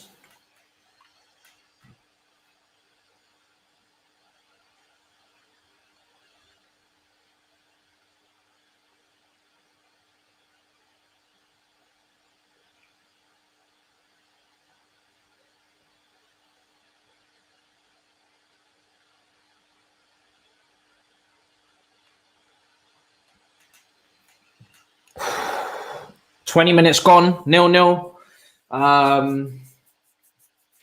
Not much to shout about, to be honest, in this opening 20 minutes from Chelsea. Haven't really created anything. Everything in the final third has been overhit and wasteful. And Zenit haven't really created any clear-cut opportunities either. But they have looked enthusiastic, I would say.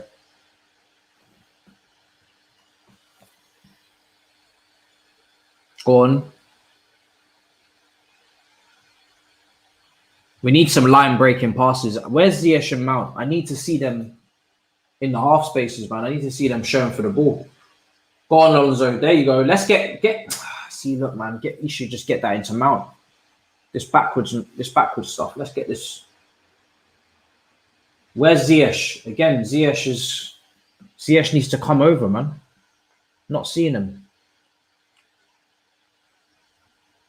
Because there's nothing wrong with overloading the side that you're on and leaving Reece James over there free, 1v1. Ziyech, come over, get involved, get some touches, play some 1-2s. Come on, man. Can see Tuchel's frustrated on the touchline because these brothers are not on it right now. 20 minutes gone. There's not enough going on here. It's too passive. If Ziyech, when we're down this left, because we seem to be coming down this left a bit with Alonso and Mount, Ziyech come over as well and just leave Reece on his own down there. Create an overload, switch to play quickly, and you've got acres of space. No need for you to be over there when the ball's over here. Come on. One thing I can trust with this team is for good build-up play. Get that back into Kova. Get into Kova. Oh, Kova's got his hands up in the air because he saw there was a gap in the midfield. We go down the right, nothing down there. Blocked off. If he had just slipped it into Kova, we were penetrating them centrally, down the middle. It's all good going wide, but when you have the opportunity to go through a team down the middle, that is when you can create madness. And Kova was just making a little run there when Jorginho had it, and he just didn't slip him in.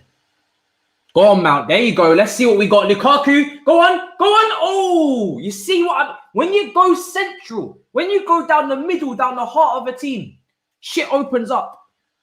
They want us to go wide. They want us to go to the wing backs. They want us to go wide. Do that combination play down the middle. Get them turning. There you go. Fizzed into Mount. Good stuff from Rudiger. Fizz it into him again, Kova. Fizz it into him. Georgie. Fizz it in. Go on, Lukaku. Go on. I'm telling you. We look more dangerous in the last minute than we have the whole opening 20 minutes.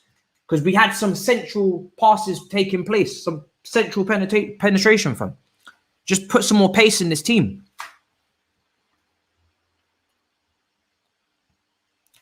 Got to funnel the ball down the middle, man. Put it through the middle, turn and run. Let's get it. Get them turning. Get those defenders shook. It's a good opportunity from the corner. We got some bodies in there. Let's see what we can do. Rudiger's in there. Lukaku. Go on, James. Put that in. Go on. Oh! He was close. I think Lukaku there is not. No, it's Rudiger. Not far away. I think he might have got a touch on that. That's what we need to do more of. There's an opportunity to play the pass with pace centrally, get the ball and turn.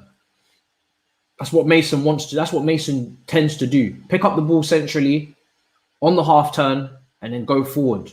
And then you can start trying to look for Lukaku. And then the one thing as a centre-back that you don't want is players running at you down the middle of your goal. You want them to go wide, cross it in, which is what we've been doing, so you can head the balls away, stay as a unit. You play that ball down the middle and you've got little Mason Mount running at you, head on, and you're running back to your goal. You don't want that. It's the last thing you want.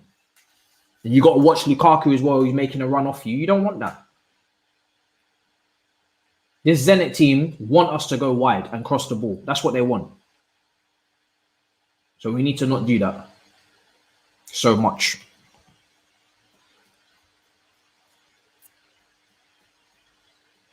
Juventus have taken the lead against Malmo. It's no surprise. Go on.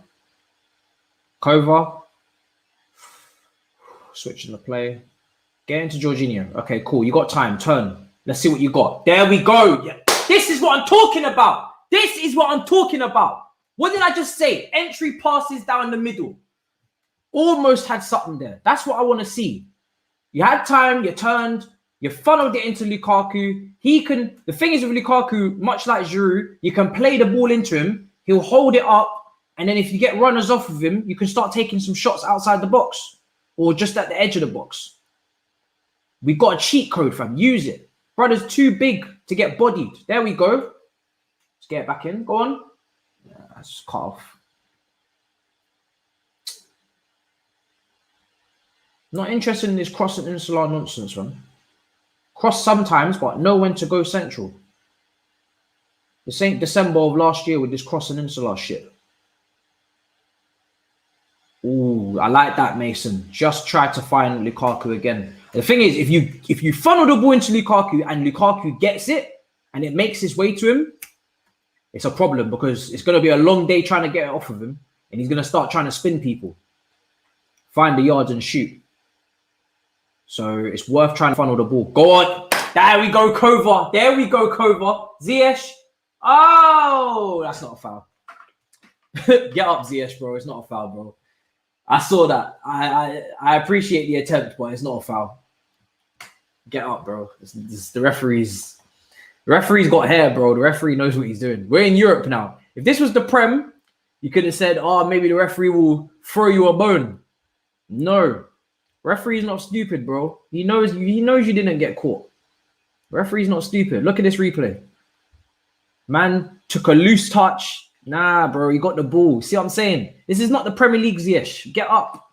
Don't waste my time. You took a heavy touch. You tried to spin it back. He got the ball on the slide tackle. Didn't really touch you too much either. Let's not waste time, man. Get up. We've got goals to get. Referee ain't stupid, fam. These UEFA Champions League referees, they know what they're on. Brother's got a full head of hair. Brother's got a full head of hair, fam. Don't waste your time. These brothers with their hair follicles, they know they mean business. It's only the bald ones where you might get dodgy decisions, but brother's got a full head of hair, not a single grey hair on his scalp. Don't waste your time. Focus on the match.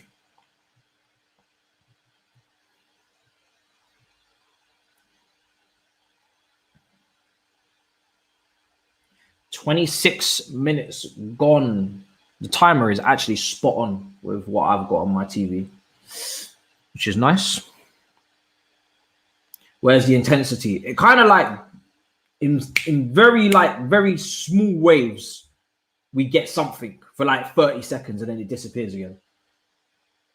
But every time we've tried to funnel the ball vertically through the middle of the defense for Zenit, that's where there's been problems. Whenever we go out wide and we try and throw the cross in, it doesn't work because it's overhit and they've got bodies there ready to defend it. That's what they want. They want to defend crosses all day long. They'll be doing that with Lukaku. funnel the ball in centrally, get people running, then you might be able to pick up some fouls around the box or get some shots off. That's what we need to do. Every time we've tried that entry pass down the middle, it's looked good. The crossing shit's not gone well. Head that clear. Lovely. There we go. Get the ball back. Let's go. Half an hour gone. It's not been easy. I didn't even do my prediction. There to Luke. See what I mean? Almost. So close. Because I'm telling you, if Lukaku had got away from him, and Ziyech was just, I think it was James actually just running off of him. I don't know how James got over there, but telling you, man, funnel the ball into Lukaku. That's where the threat is. Then get Mason and Ziyech close to him, and let's go from there. Because he almost got away from there. He made a little tackle, last ditch tackle, but he almost got away from him. And if he got away from him, it would have been a long day. Atalanta 1-0 up against Villarreal.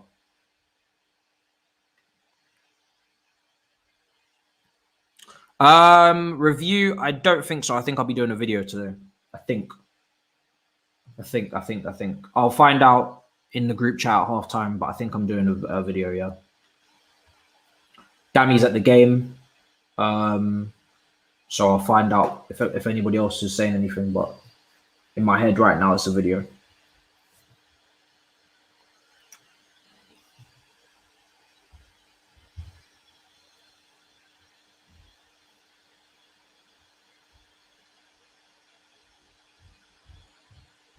Go on. Half an hour gone. Here's Jorginho. Now Kova. Out to Alonso.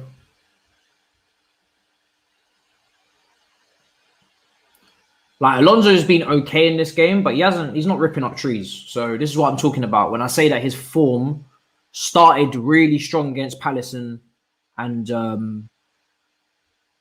Villarreal, but it's like, it's just okay now. It's just decent, which is not enough to stop someone like Chilwell getting into the team.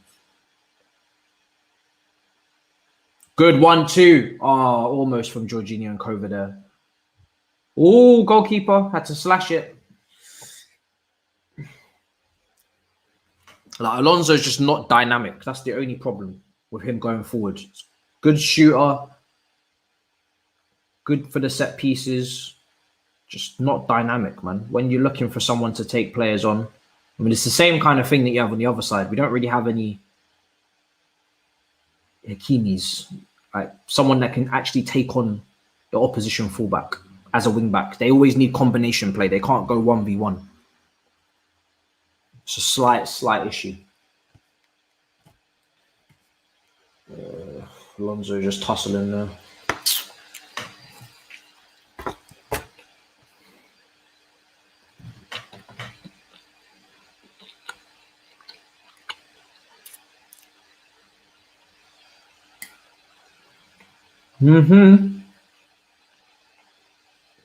Come on.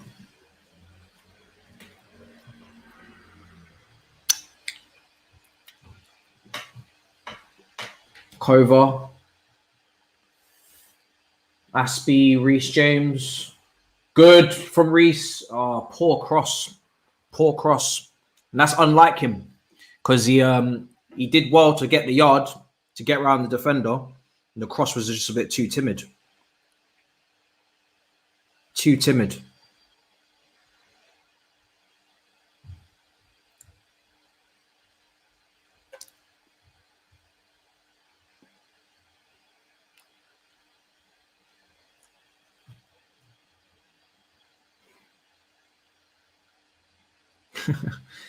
I heard somebody telling me earlier on today that Man United's defense is better than Chelsea in my comments on Twitter, only for them to lose to Young Boys a couple of hours later.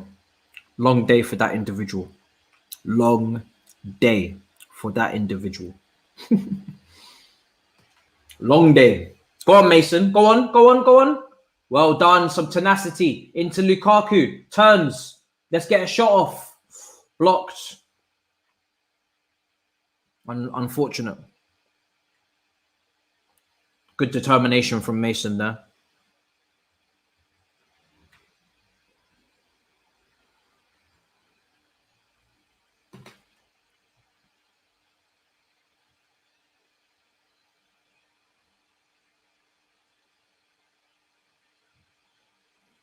Come on.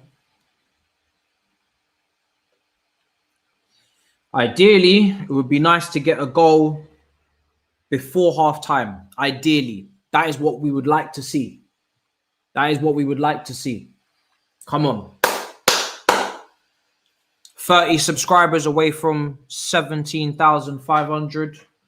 If you're new, be sure to subscribe. Be much appreciated. Lots of content coming out for you guys over the next few days before the Tottenham game.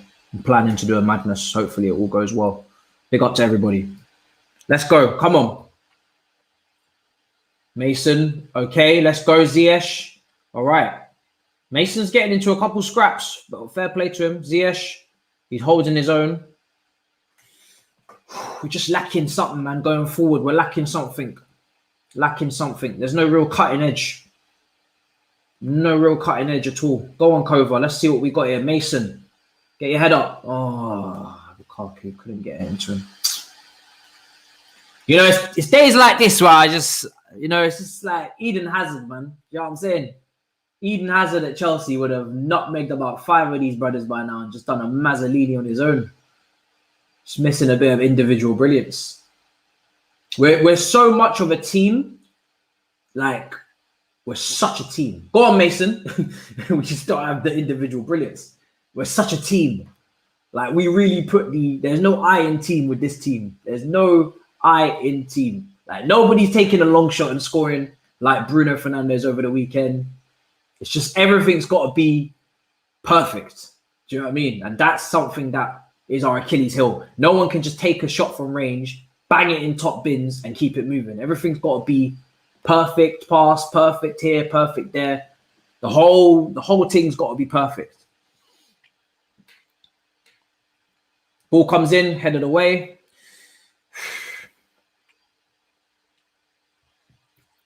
Teams at the bottom of your screen. Chelsea team, Zenit team.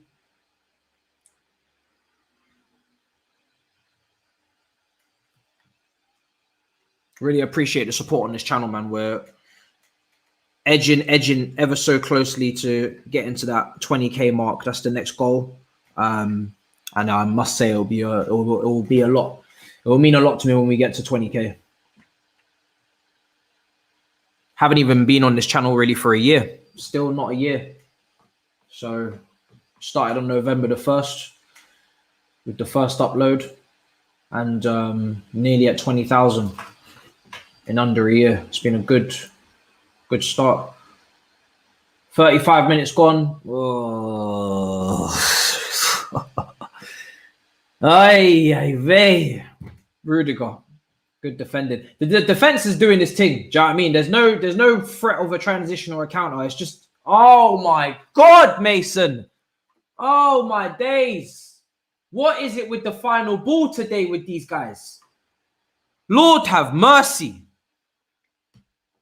This passing, man, it's you're killing me. I need to see some proper passing today. Come on, man. There we go. Let's see what you got. Almost. There we go. When we really do fizz it, I need Jorginho to do that more, man, because the passing ain't saying much from everyone today. I need Jorginho to take responsibility for the passing and just be like, I'm gonna force the issue here and just start fizzing this ball in multiple times into these brothers because we're just looking a bit toothless right now. Lack of ideas, lack of imagination behind Lukaku. He's there. There's no excuse now. Do you know what I'm saying? Like, in terms of, you got your goal scorer, so now let's create. Now let's see what the creators are on. This season is a season for the creators because we have our striker. So I can't say nothing about strikers now, missed chances, all this shit. We have our striker. This is the season for the creators. The midfield base is sorted in the pivot. Jorginho, Kova, Kante, Saul when he sorts himself out. The defense is sorted. The goalkeeper is sorted. The striker is sorted. You see them two creators behind the striker? I'm watching you this season. Where's my binoculars? They're over there. They're a bit far. I'm watching you too. Whoever's behind the striker this season, I'm watching you like a hawk because the rest of the team is done. The rest of the team is sorted. Them two creators behind the striker, I'm watching all of you. I don't care who's on the pitch. All of you are getting watched.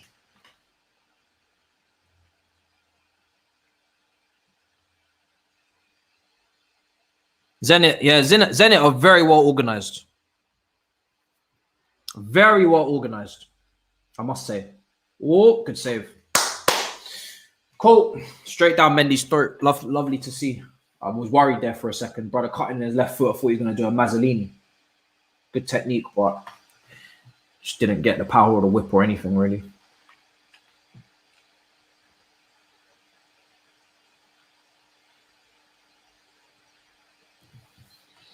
Let's see what we're cooking with. Let's do this.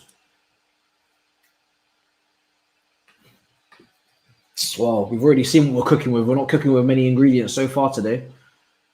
Not even salt and pepper. Not cooking with many ingredients at all. Man's barely got flour, fam. If this was chicken, sure. Lack of seasoning on this chicken today. Got problems. Gonna have some dry chicken at full time if someone don't season this shit up. Season the chicken, my boys. Season the chicken. Marinate the chicken. Because right now, it's dry. There's nothing there. I can just taste flour. Rudiger, good ball. Corner. All right. Our best hope might have to be a set piece right now, I must say. Barcelona 0, Bayern Munich 1. Not a problem. Not a problem.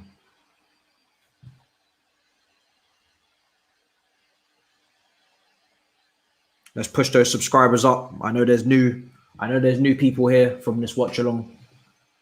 Keep subscribing, much appreciated. Join the journey. If you have never seen this channel before, then saddle up. All you can eat Chelsea's tomorrow morning. Swapped it with London Clubs Carnage, which is going to be on Thursday because Toby's in Greece doing a madness. So we're going to wait for Toby to come back because I'm not letting Toby get away with that 3-0 defeat to Palace. And obviously then you get instant reaction from the All You Can Eat Chelsea boys tomorrow morning at 11. 11 o'clock in the morning tomorrow, All You Can Eat Chelsea. Me, Miz and Eunice will be talking about this match as well. So you're going to get a lot of review on this game. London Clubs Carnage will be on Thursday at 1 p.m. Toby will be back from Greece, back from Mykonos. And we will talk about everything that's happened then in the build-up for his UEFA Conference League clash with Rennes. Jorginho, ball comes in, headed away again. And 40 minutes gone. Chelsea 0, Zenit 0. And a lot of improving to do in the second half if we're going to go on and win this match. A lot of improving to do. A lot of improving to do. Someone said Twitter's down. I wouldn't know. Smash up the likes, my brothers. Go on. Oof, I thought we had something there. You know when you think you see an entry pass and an opportunity to go beyond the defensive line, but they didn't see it because obviously we got PlayStation view and they've got to be on the pitch doing it. But when you see that entry pass and they don't take it, it's sad. Go on, Lukaku. Go on. Oh, corner. All right. Never mind. Come on. Couple minutes to go till half time. It hasn't been pretty, but I'm really not bothered if we get the goal. Not going to lie to you. I'm shameless. Let's take the 3 points and keep it moving. Let's get the goal. Get the goal.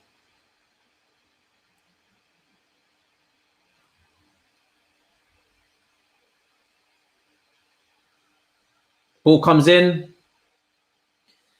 It's not a very good corner. It's not a very good corner from Ziyech.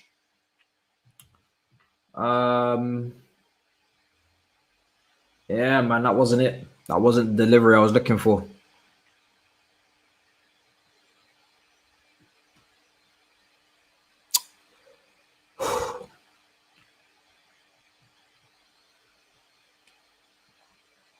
Did someone just say young boys have better players than Man United? Couple minutes to go until half time. A lot of frustration on Chelsea Twitter for Ziyech, for Alonso.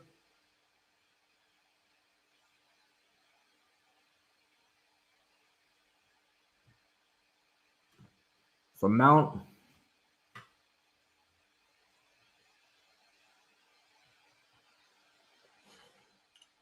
Go on.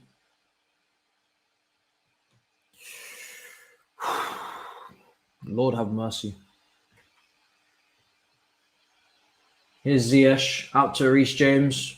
Ball comes in. Lukaku. Way over. He had to generate power and direction on that one. Wasn't really whipped in. It was just kind of clipped in for him, and he got to do quite a bit of it. Obviously, defenders with him as well. Yeah. It's a chance. They're all chances.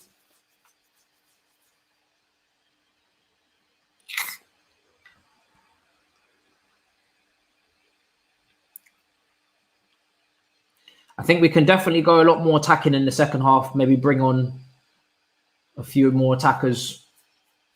I wouldn't mind seeing Hudson-Odoi at left wing back. I know it's a bit of a risk because we've got to defend in that position as well. But I think Rudiger could cover him in a game like this. I'd like to see him in that left-hand side without putting him in the front three. So you just have more attackers on the pitch. It's an unpopular opinion probably, but I wouldn't mind it. He did it against Wolves on the opening day as well for Tuchel when he moved over to the left-hand side of the pitch. Defensively, he'll track back. Just got to take them type of risks. Rudiger will cover him, but I'm trying to see some more attackers on this pitch, man. At least Hudson-Odoi can skip round people. I'm trying to see some more attackers. Yeah, Mason Mount's not being great at all. Mason Mount's not being good. Ziyech is not being good. It's not being good from the two guys behind the forward, man. So far. Not enough creativity. Not enough. You could even put Hudson-Odoi in the front three potentially, yeah. I mean, he wasn't great. If you put him, thing is with Hudson-Odoi, if you put him on left wing back, he's still going to be in the left. The left wing back is so high up the pitch in this, he's basically left wing. So it's the same thing. I'm just trying to get more attackers on this pitch. Ronan says Mount's not looking sharp. Yeah, I would agree with you.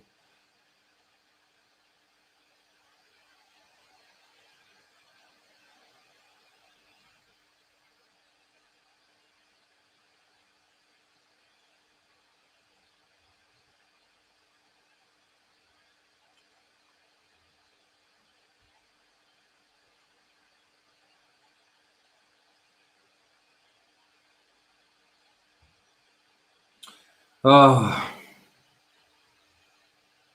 it's not a good first half, people. Let me know your thoughts in the comments.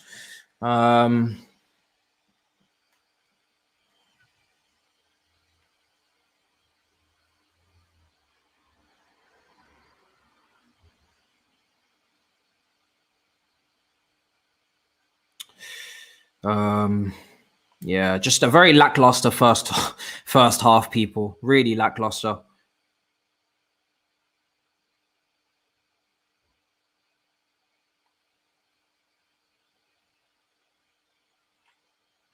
Let me throw out a tweet.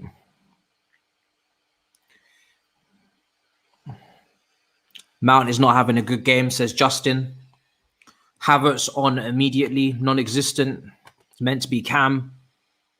Zenit have also got their tactics spot on with the mid block. Got to give respect, 100%.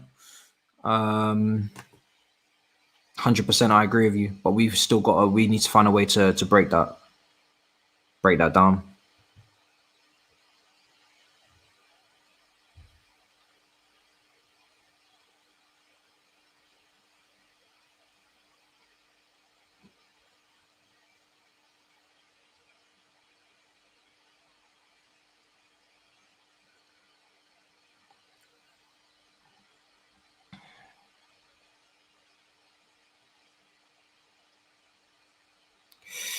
Oh, very, very lackluster, people. Man will not fake the energy. It's been a very, very disappointing first half.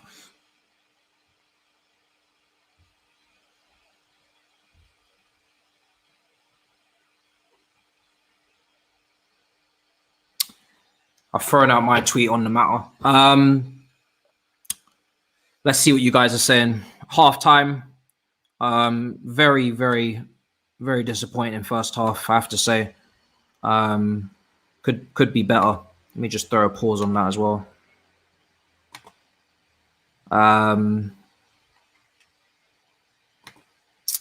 Yeah, just very, very lackluster, people. I mean, the final ball is just poor. It's not even really down to decision making much. It's actually just the quality of the final ball. It's just been very poor. Someone saying here, Zenit parked Air Force One. Timo might be needed. I don't know if Timo helps in this situation. Timo is not really a passer or a creator. He's a space creator, but I don't think... Are we lacking space? We need to split the defense open with passing. Timo against the low block.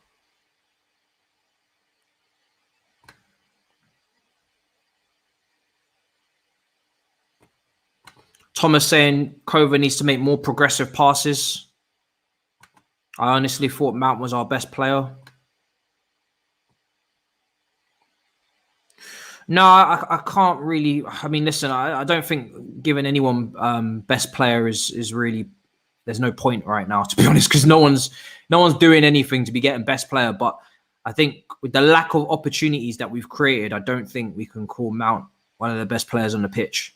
We haven't created any opportunities. He is in a creative position. He is behind the striker. So him and Ziyech, plus the two wing backs, are the ones that have to create. So if we're not creating any chances, then I can't give them that accolade, I'm afraid. Kova's penetrating well. I think he's being sarcastic. Okay, maybe so. But yeah, we need to be better, man. We need to be a lot better than that. It's not a good first half at all.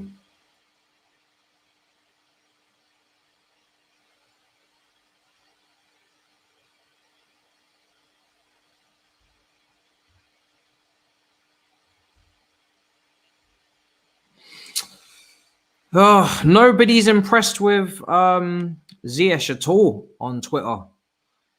And I mean, Ziyech is very hot and cold, isn't he? Obviously, I don't know how much time you guys want to allow for him in terms of being back from the injury, but he's very hot and cold. You know, 1 minute he's amazing, 1 minute he's non-existent. And in this game, non-existent. Mason Mount, the final ball's been poor. He's getting about a bit more. He's had a few moments where he's, you know, tossing with defenders, and I can see him on the pitch a lot more than Ziyech, put it like that. Like, Ziyech has been non-existent. Like, I haven't seen Ziyech in that first half. He's been a ghost. Mason Mount I've seen, but what I've seen has not been good enough. There's no end product. There's no creativity. So they've both been poor. I'll just say that I've seen Mason Mount. I haven't seen Ziyech. That's the difference. But both of them have not been good enough. Some of you saying double swap Havertz and Hudson-Odoi on. I mean, Hudson-Odoi and Havertz weren't amazing at the weekend. Obviously, it's an opportunity for them to come in today. They're doing analysis now on Sky Sports in terms of neutralising Chelsea, the Zenit defence. They're very narrow. They're allowing us to go wide. I said it in the first half in terms of them allowing us to get crosses into the box, forcing us to go out to the wing-backs and throwing random, aimless crosses from either Aspie or from Reece or from Alonso. They don't want us to come central. And I said the few times that we did get penetrate centrally, we did look dangerous, but we haven't carved out a clear-cut opportunity apart from the Lukaku header. And we do lack dribblers as well. Yeah, I think so. We do lack ball carriers in that attacking midfield. Everybody in that attacking midfield has to keep the ball moving. They need everything to be perfect. They need those passes. But there's nobody really able to carry the ball like an Eden Hazard, maybe like a Pulisic as well. Win fouls, commit defenders, take people out of position and disturb the shape. Everybody else is playing in front of the defense, and it's very easy to mark, very easy to control for Zenit because there's nobody that's messing up the shape. There's nobody dragging defenders. There's nobody shifting people over. Nobody changing the tempo. Everybody is very much set in their position. And it's a damn shame. It's a damn shame indeed. Yeah, it's been poor. There's no running away from that. It's been a poor first half. Someone said Loftus-Cheek. Is Loftus-Cheek on the bench? It's an interesting shout. He can carry the ball. He'd have to go into that front three because I don't think pivot is really... I don't think we should disturb our pivot. We've got control of the midfield. Loftus-Cheek is on the bench. Kai Havertz, Barkley, Hudson-Odoi, Werner. I'd bring on Hudson. I'd bring on Loftus-Cheek before I'd bring on Werner, because I just think it makes a bit more sense in terms of what we're lacking. It would be an interesting cameo, that's for sure. If you like surprises, that would be an interesting surprise. But he hasn't played a game, is right. So what can you really expect from someone throwing them into a Champions League game when they haven't played any minutes? We're asking for a lot.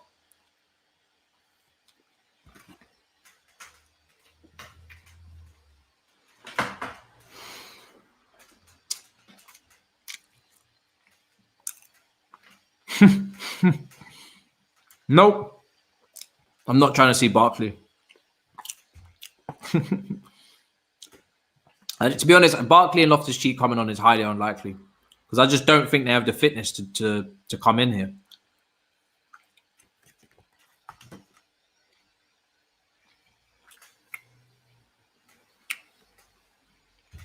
It is 5 subs, I think. I think it is 5 subs, yep. Throughout the whole competition, it's 5 subs. So there's space for these brothers to come on. Dylan says, team has been poor, another chance to slate Mount.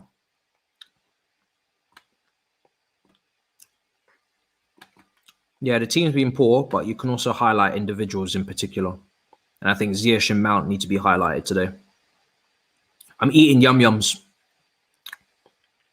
because the team has not really been poor. The defense is doing well. The goalkeeper's fine. The midfield duo, in my opinion, are fine.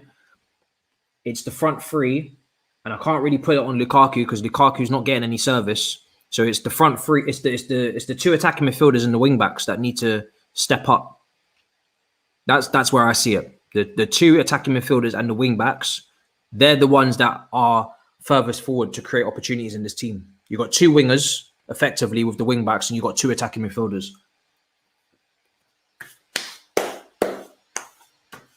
So there's no point really saying the team's been bad, because it's not the whole team. It's the attackers.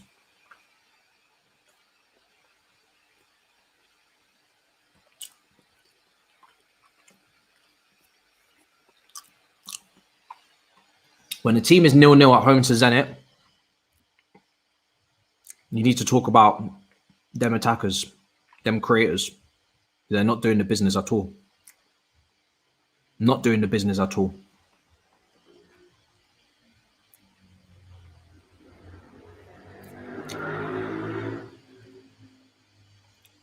Not doing the business.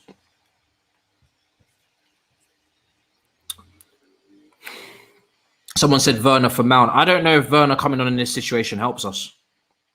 Zenit have got a low block. They've got a low block. They're difficult to break down. And you need precision. And Werner doesn't scream precision. Werner screams space. And there is no space to operate. And unless his first touch is going to be on a madness today and keep it tight,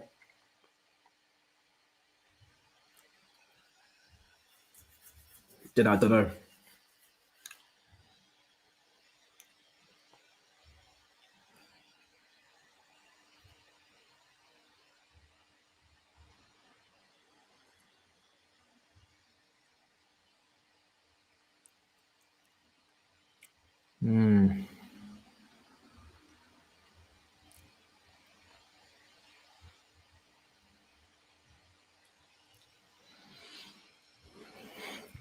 Dodgy goalkeeper. shoot on sight. I would really love some long distance shots, but we're not getting anything.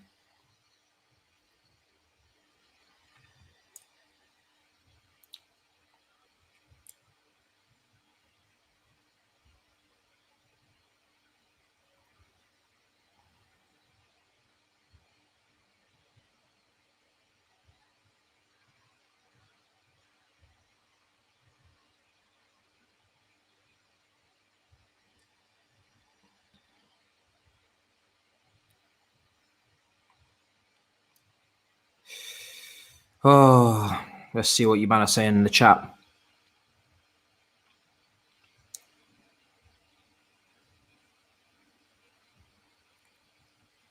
Gonna put out one more tweet.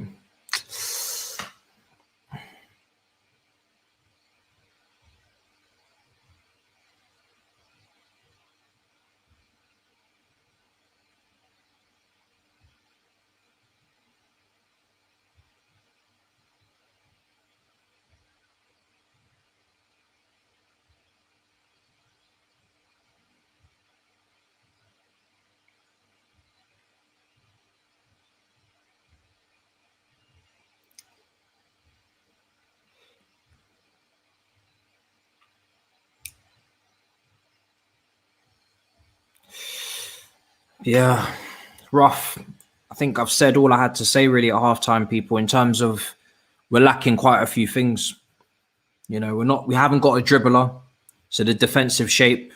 I can't say nothing because nothing's happened, my brother. I can tell you what we're lacking. We're lacking a dribbler to disturb the shape of Zenit, to pull people out of position, to put people on their backside, to win fouls around the box. We're lacking wing backs that can take players on 1v1. Everything's got to be backwards, sideways. Every pass has got to be perfect. We're lacking long-range shooters to test the goalkeeper. So we need to score the perfect goal.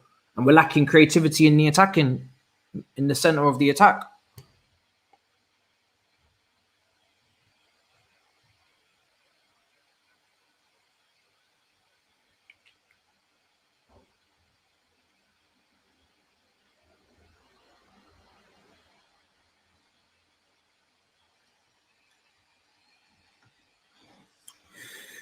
Why is it only Lukaku in the box? Where's everybody else? You would love to see Pulisic with Lukaku when he comes back. Remember his partnership with Giroud.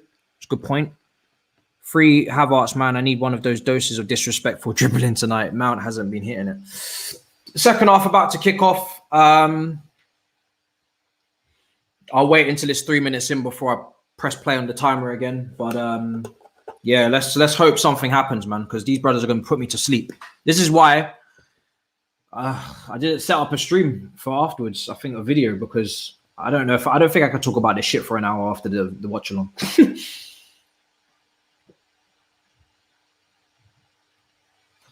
There's nothing to talk about.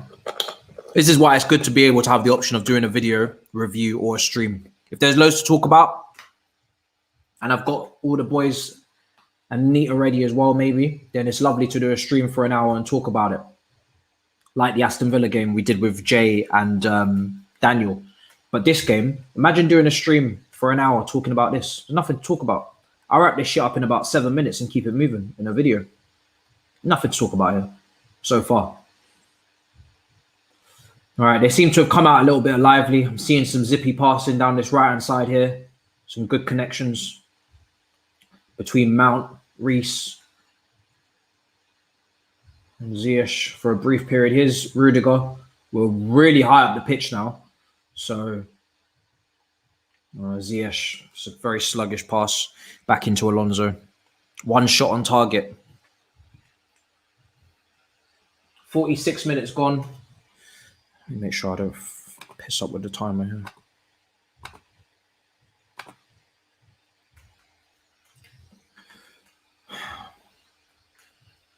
Going to restart the timer in a second. Here's Jorginho into Aspie. Fizzed into Lukaku. Good ball from Aspie into Lukaku. Here's Ziyech. Saved by the goalkeeper. It's probably Chelsea's first shot on target there, isn't it? In this match. 46 minutes for a shot on target. That's poor. That's not good. 46 minutes for a shot on target. Wow. Wow. 46 minutes for a shot on target.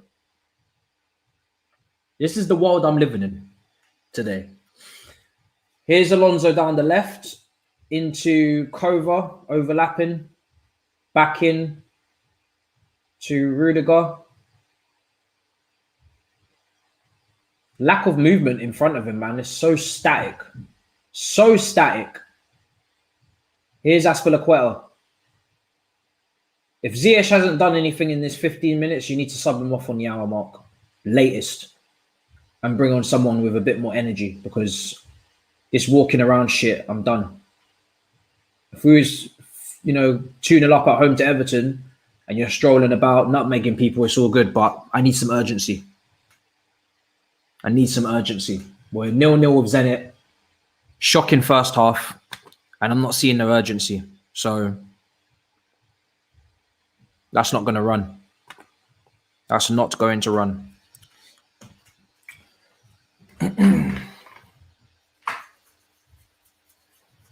Hudson-Odoi looking on from the bench. So is Kai. Timer's back on for you guys as well. Pretty much on point with what I've got here. I'm actually a few seconds ahead on the timer, but that's all good.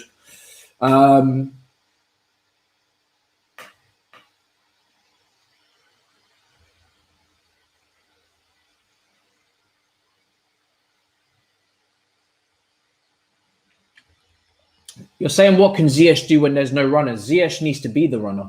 I know it's not his game, but you need to show more versatility. He needs to be the runner. There's only so many players on that pitch in terms of the attack. You've got the two wing backs. You've got Mason. If Ziyech can't be the runner, which is fair enough because he's not really a runner, then he needs to show for the ball way more often than he is, because he's not showing for the ball enough.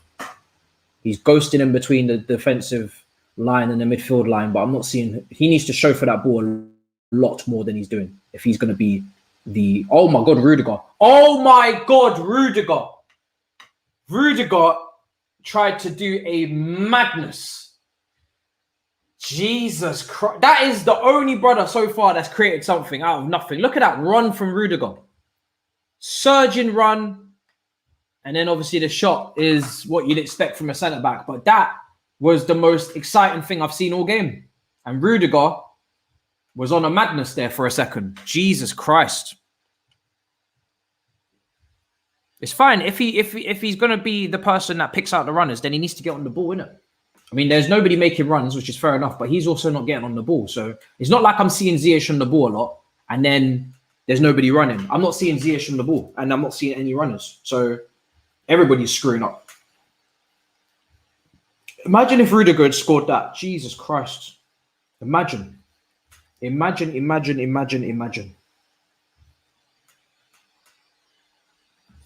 Mendy on the ball. Clears it into Reece James. A little bit of a dodgy clearance, but it is what it is.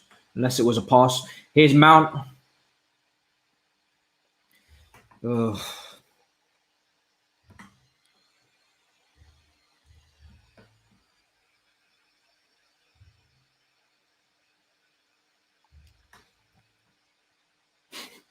Yeah, Rudiger's a joker, man. I'm telling you. Ball comes in out for a corner, I think. Is it a corner? Goal kick. So Alonso down the left, looking for Lukaku at the near post. Yeah, defender just kicks it off Lukaku.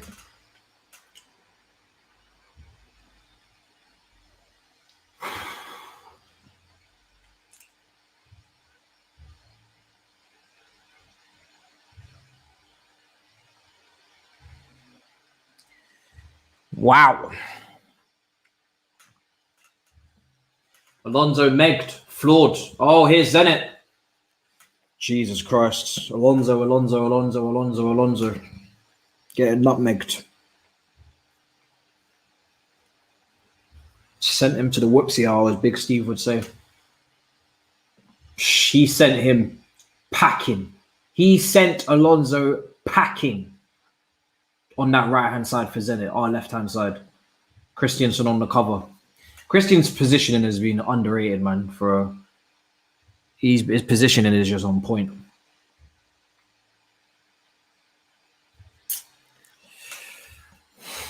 Corner for Zenit, 52 minutes gone.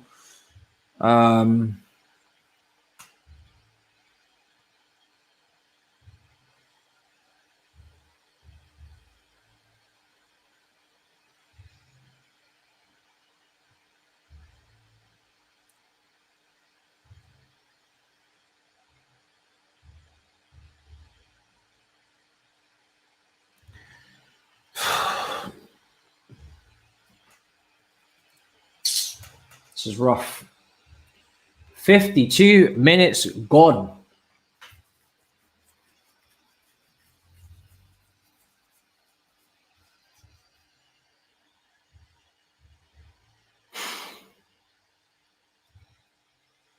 Christ on a bike. What am I watching? Kai Havertz is warming up in his purple bib. Looks like a good training fit kit for Chelsea. Aqua. Don't know if I've seen that one. Must be SC's probably Champions League one, so we haven't seen that one. Corner for Zenit. And at the moment, Zenit are the team that are applying the pressure and looking like they're going to do something because that's their second corner now on the bounce. Second corner on the bounce.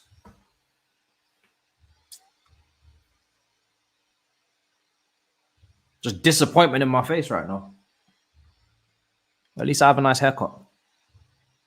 That's all you can hope for right now. That's all I'm happy with. Is just glad I have a haircut.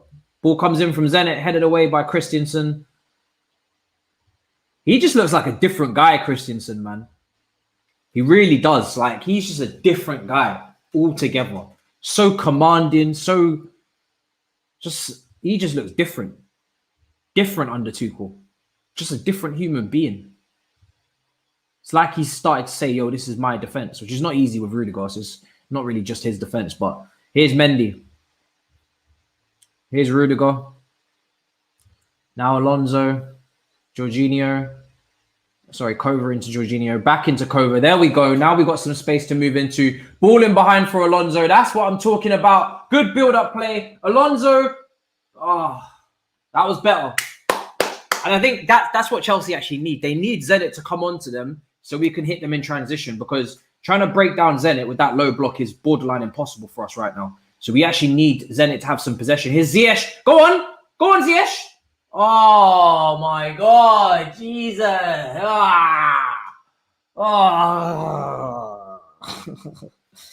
We need more transitions. That was better from Chelsea. We need more transitions, more Zenit possession, more Zenit attacks. That's what I've clocked in the last 2 minutes. We need more Zenit attacking, because they need to come out so we can go behind. We can go and beyond, because trying to get them behind a low block is just not happening. So we need Zenit to come out, man. Let them attack. Sacrifice possession for a second.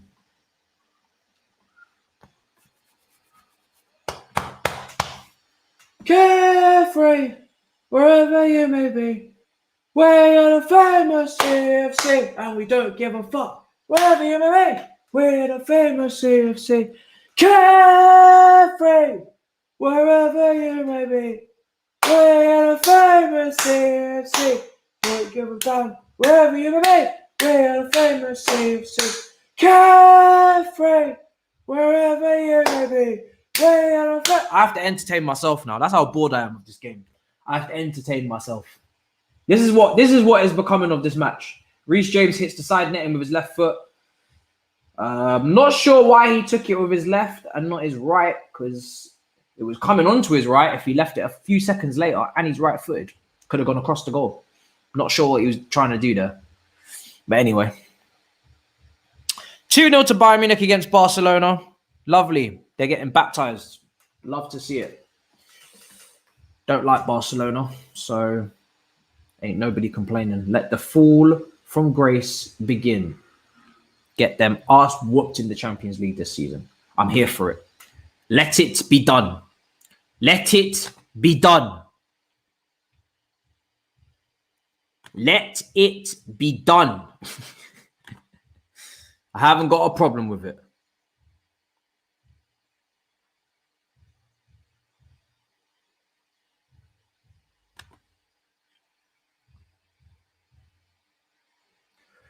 Carefree, wherever you may be, we are the famous CFC, and we don't give a fuck wherever you may be. We are the famous CFC. I'm so bored of this match. Oh my god. Yo, Saj.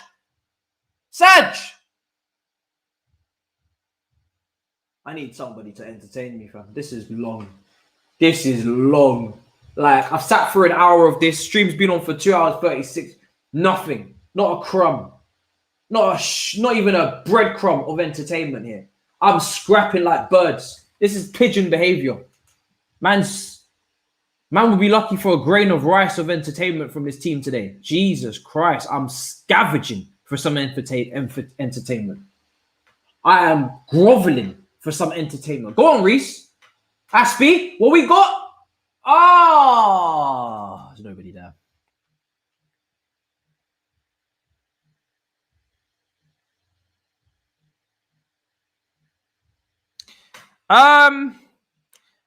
To answer your statement, Mount is not a creator, really.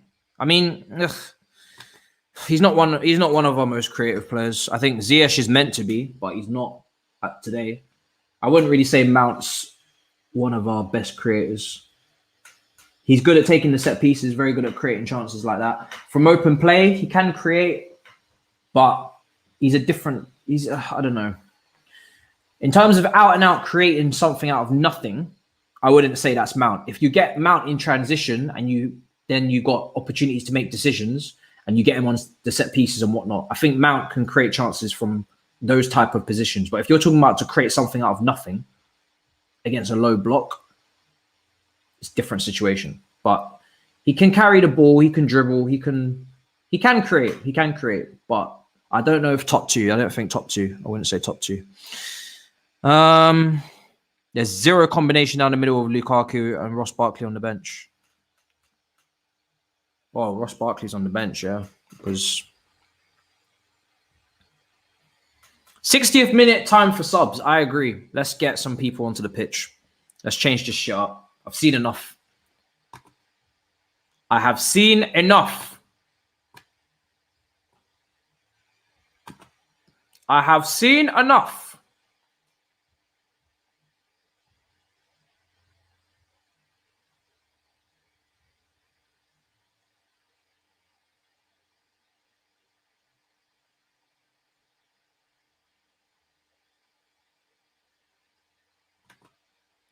I've seen enough.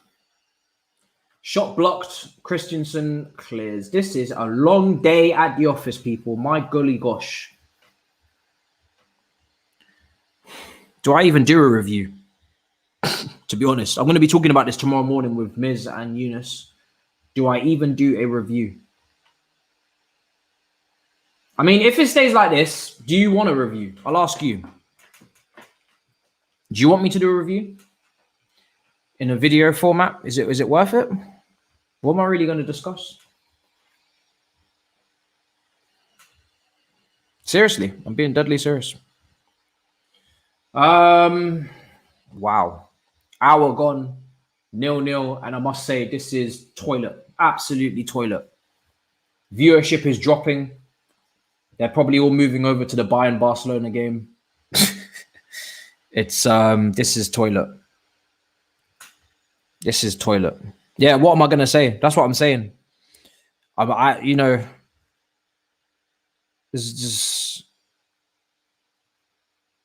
There's nothing to say.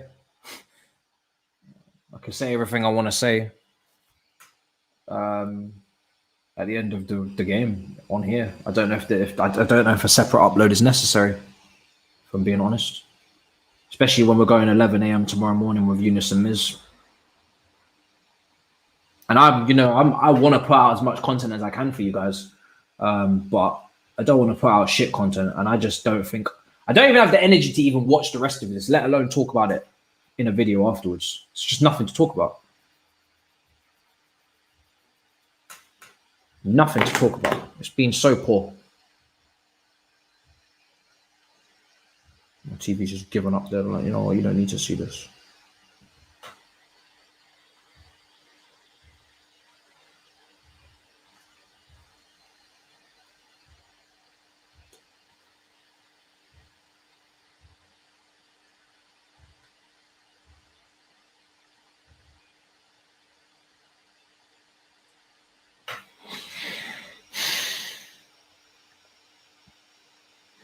Why are you taking Ziyech off? Because Ziyech has been poor.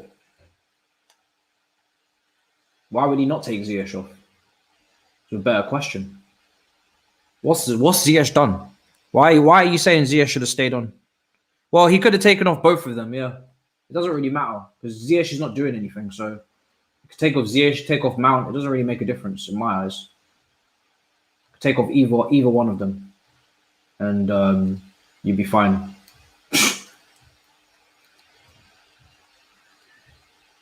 It really doesn't make a difference, in my opinion.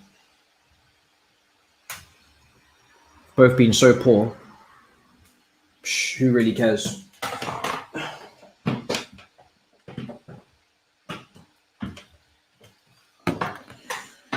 Oh, Christ almighty. We need more attackers. Take Aspie off. Mount should be off.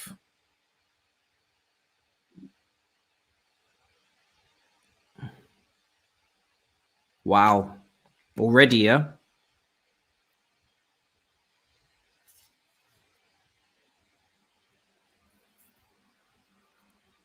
I can only remember the one shot on target. If I'm being honest. That is all I can remember is the one shot on target.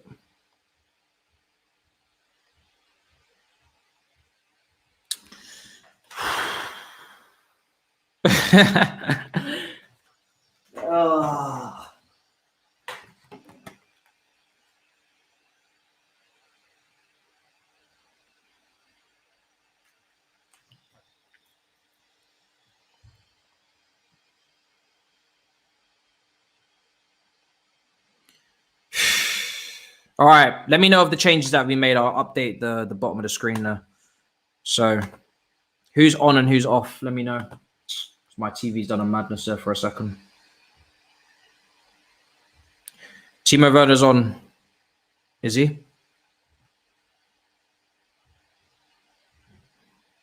Resetting my situation. The Russian Tims. Where did that nickname even come from? The Russian Tims. I've never heard of that one before. I must say. Havertz on for Ziyech. All right, we're back in business. I didn't miss anything. All right. Havertz on for Ziyech. That the only change.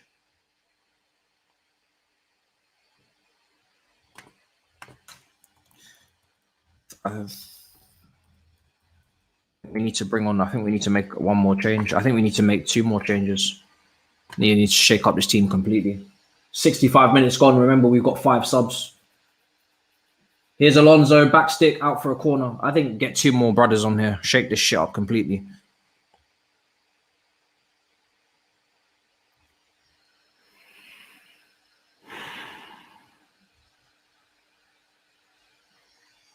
$65 minutes gone. Well, 66. Ball comes in, cleared.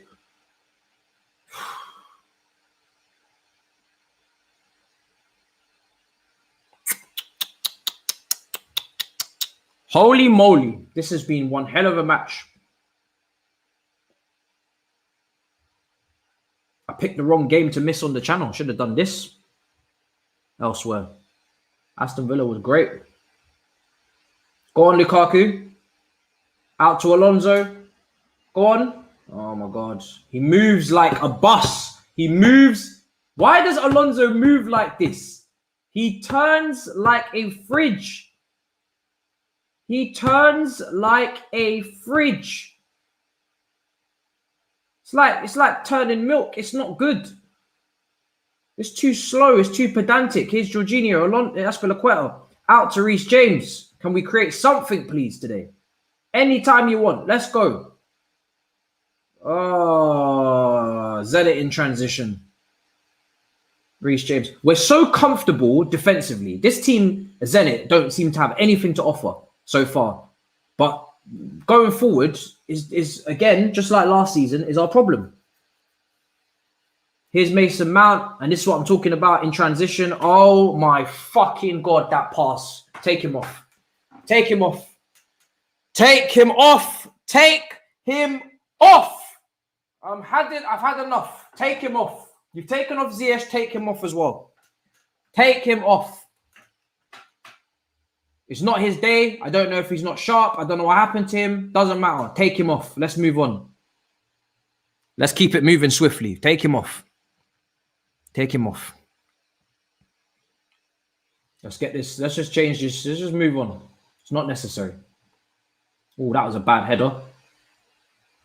Zenit. Good save. Oh, Christ on a bike.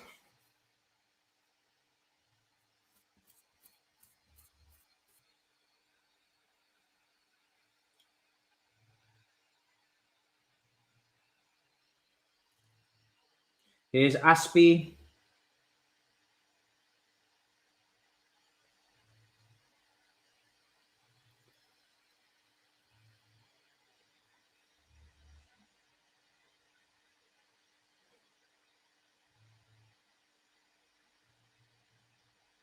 Ball comes in. Aspie Rudiger. Hey! Yes! Come on! Finally! The goal comes. Lukaku with the header. We spoke about it in the first half. Azpilicueta trying to do this Morata relationship with them diagonals. None of them worked because the end product was shocking. But finally, the goal comes. And Lukaku is literally working off scraps in the last game and this game and still manages to score. The difference is incredible. The brother is working off scraps. What a header. He's now scored a goal with his right foot, his left foot, and his head in the opening part of the season for Chelsea in his first 4 goals in a Chelsea shirt. Azpilicueta with that identical ball he used to put in for Morata. Right channel, swings it in. Lukaku with the header, heads it down into the ground, into the bottom corner. And Chelsea take the lead after what has been a diabolical display. But at last, we have a goal. And Lukaku, you get what you paid for. Simple as that. You get what you pay for, people. You get what you pay for. Brother has been on life support. No service, no help, nothing. Still gets the goal. The difference is clear. The difference is so clear. It's so clear. Money well spent. That's all I have to say. Money well spent. And people were saying, rest Lukaku. Are you crazy? Rest him for who? You think you can't afford to rest this brother? And Azpilicueta gets his second assist with back-to-back games. I can't change the clock. That's the clock, bro. It goes up like that. It's not a 90-minute clock. It's a normal clock. With all the issues I've had with it, I'm not going to lie. The only thing I can do is reset it at halftime and go to 45 again if you want. But I'll do that next game if you desire. But it's an hour, 10 minutes gone, which means 70 minutes. Easy to work out. Very, very easy to work out. Bloody hell, man. We had to really sit and grovel and really die for that one, didn't we? We really had to sit here and wait for that one. Jesus Christ. We really had to really wait for that one. Here's Reece James. Let's see if we can get a second in quick succession and wrap this shit up. Azpilicueta, back-to-back games with assists. Good ball into the box. Great ball into the box. On Lukaku's forehead. And there's the goal. 8 attempts, only 2 on target for Chelsea. Same amount of attempts on target for Zenit. 5 shots or attempts from them. 2 shots on target, though, 71 minutes. That's awful. Really poor that we've only had 2 shots on target. One of them's resulted in a goal, thank goodness. But this is what I'm saying. There's no excuse for the players behind Lukaku because he is going to take his opportunities. So if your assist record is still shit this year, it's because you didn't create the chances. Simple as that. Here's Mason Mount. Here's Reece. Oh, Jesus Christ.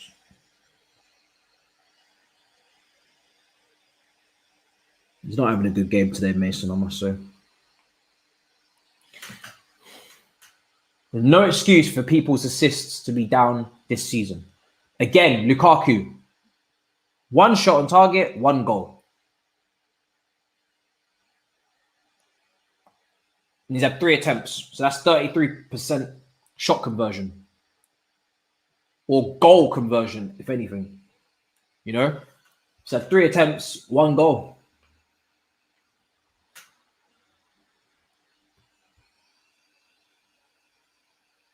So clinical. So clinical. Yeah, Mount's not having a good game, man. He needs to come off, in my opinion. Here's Reece. Ooh, Kova flying in there, trying to get another goal. Here's Aspie. Like, there's no reason why Hudson-Odoi can't come on in these circumstances, in my opinion. Bring him on for Mount, and let's see some...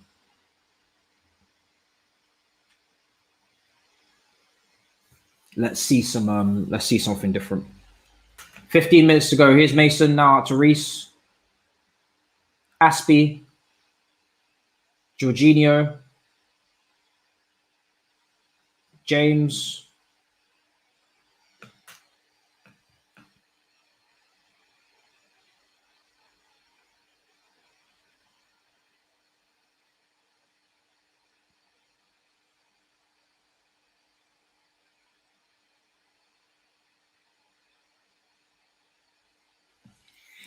Zenit 1. Sorry, Chelsea 1, Zenit 0.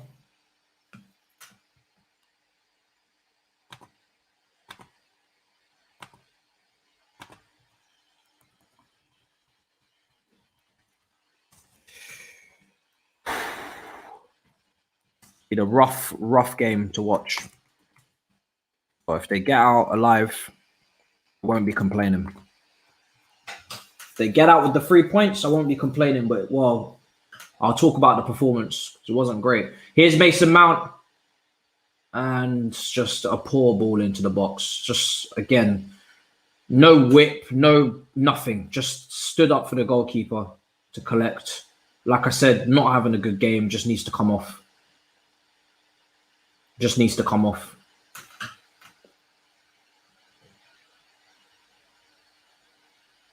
I probably will do a review because I just feel like I personally want to keep up a record of doing reviews after every game, no matter what the game is. Now that we've scored, at least I've got something to talk about. But it's not been good. I must say, it's not been good. 15 minutes until full time. Chelsea 1-0 up against Zenit. I'll make the review entertaining for you somehow. Don't worry. I'll find energy from somewhere. I'll talk about Young Boys and Man United as well. We'll take the piss out of that situation. So you'll have something to smile about.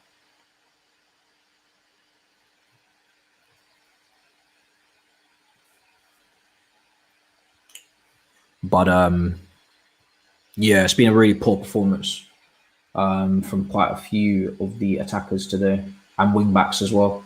Not impressed. Chelsea 1, Zenit 0, 15 minutes to go. Hopefully we can hang on here and take the win. I'm not trying to see any strippiness. We haven't played well. It's been a poor performance. Going forward, defensively, we've been solid.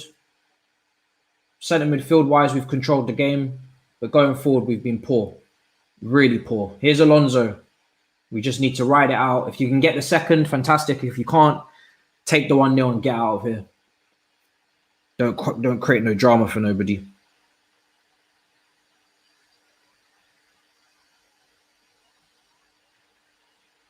That's the way I see it. Here's James.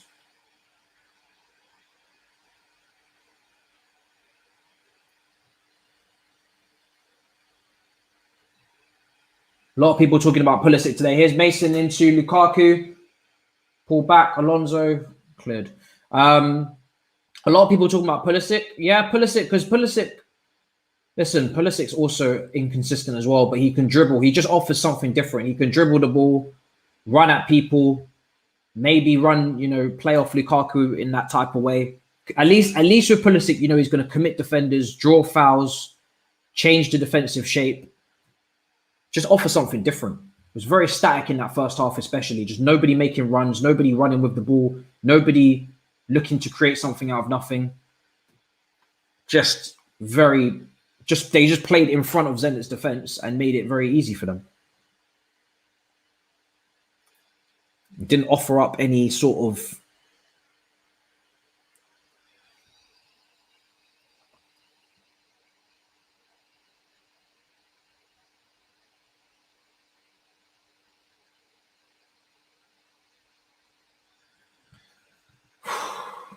all cleared.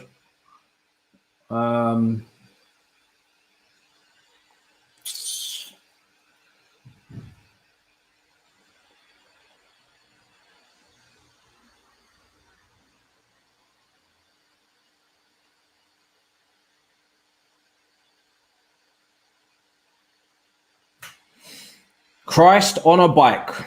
This is something mad.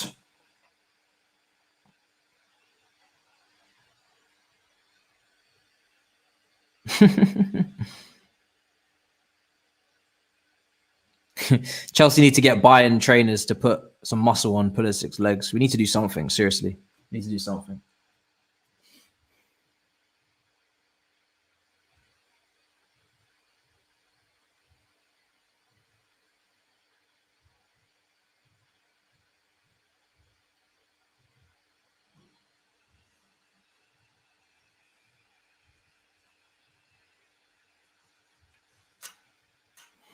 Alonso, just wide. Just wide. Almost got the second there. Almost. With Marcus Alonso. Mason Mount down the left. Combination with Alonso. Alonso just shimmied it back onto his left foot and dragged it wide. But yeah.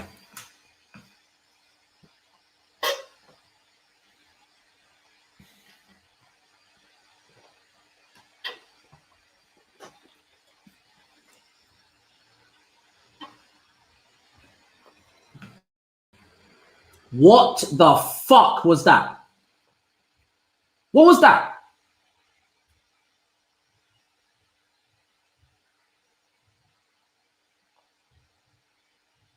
These brothers nearly scored. And what has happened to Mendy? I swear to God. Ball came across the box. Mendy and the attacker's going for it, and his foot's just kind of gone up. Oh, he's kicked him in the face there. He's made a connection with that as well. Like, he's proper almost scored. I remember that, brother, because he's like 6'3" and he's built like a brick. What is his name? DeBuzler or something. Mendy's on the ground. These brothers are trying to kill us. Trying to kill me. What the hell, fam? I thought these brothers were actually going to go and concede. Chilwell is coming on. He's not lost. Chilwell. Hello? Are you here? Chilwell is coming on. This is groundbreaking shit. Brother is about to come on and bless us with his appearance today. And so is Thiago Silva as well. Final 10 minutes. And it looks like Chelsea are about to fix up that defense. Mendy, please be okay, on God. Oh, I think he got kicked in the stomach. I was worried that it's the head, but I think it's just the stomach, so he should be okay. Just probably a bit winded. Let's see. Left foot coming out. Chest. Yeah, a lot of the chest. Mendy will be fine. I thought it was the head. That's what I was worried about. Thiago Silva's going to come on. Not sure for who, because Christensen's been really good in this game, especially. Rudiger's been really good. One of the only brothers with some imagination today, Rudiger, with that run.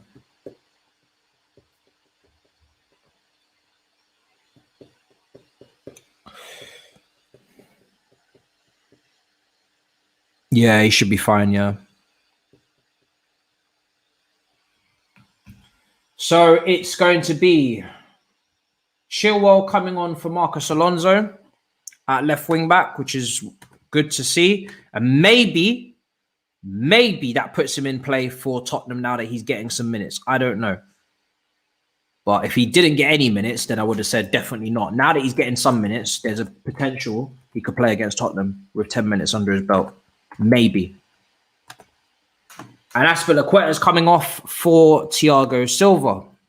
And we're seeing more and more often these days, Christensen not coming off for Thiago Silva when this does happen.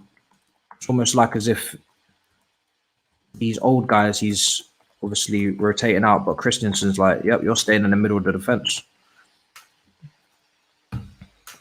Right, 2 changes, 8 minutes to go. James, poor pass.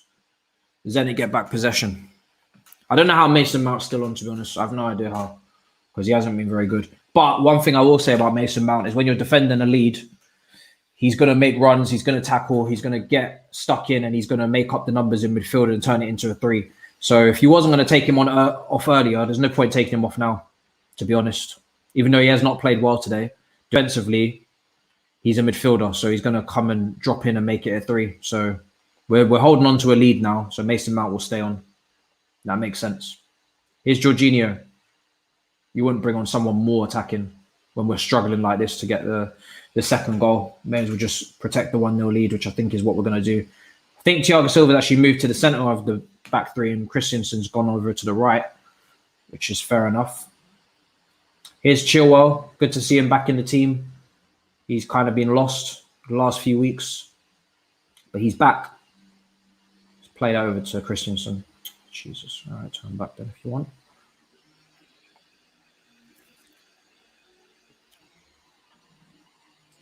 $83 minutes gone. Here's Christensen to Jorginho.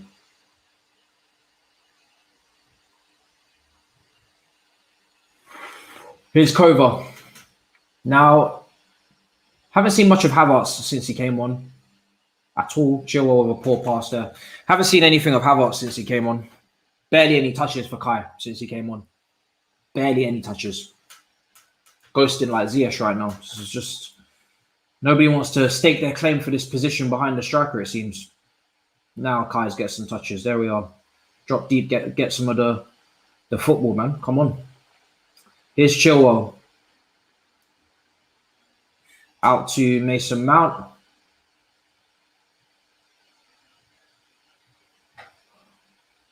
Well, if you're trying to play behind Lukaku against Tottenham, you've not staked your claim. Nobody staked their claim to start behind Lukaku. You could start anyone in that game. Wouldn't be surprised if Timo Werner even starts that game. Big pitch. Away from home. Because nobody has showed that they need to start behind Lukaku in that front 3. Not when they've come off the bench. Not when they've been moved from right back to left wing, in Hudson-Odoi's case. Not if they've started, if you're Mount and Ziyech. Nobody out of those 4, with Pulisic injured, has shown that they have to start against Tottenham. Nobody. Not a single one of them.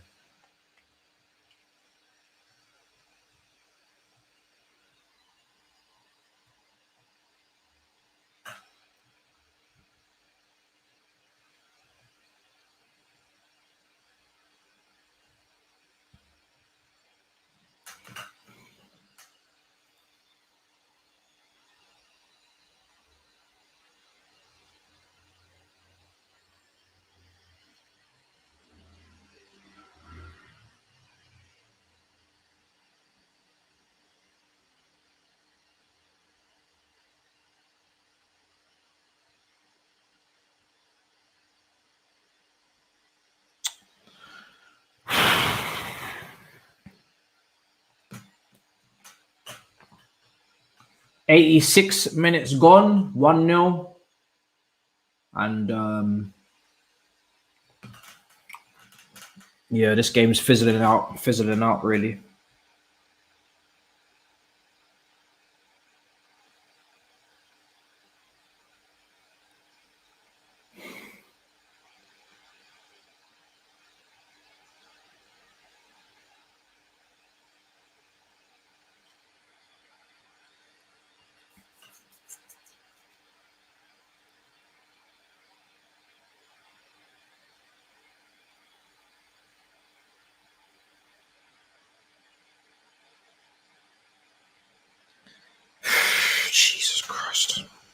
This has been a long game to watch, seriously.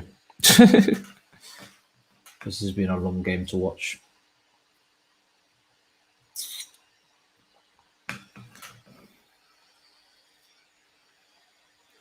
Yeah.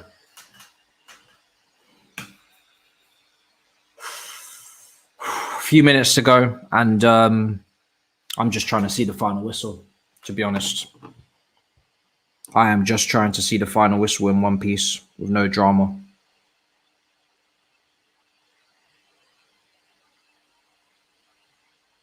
That's all I'm trying to see. No drama. Just show me the final whistle.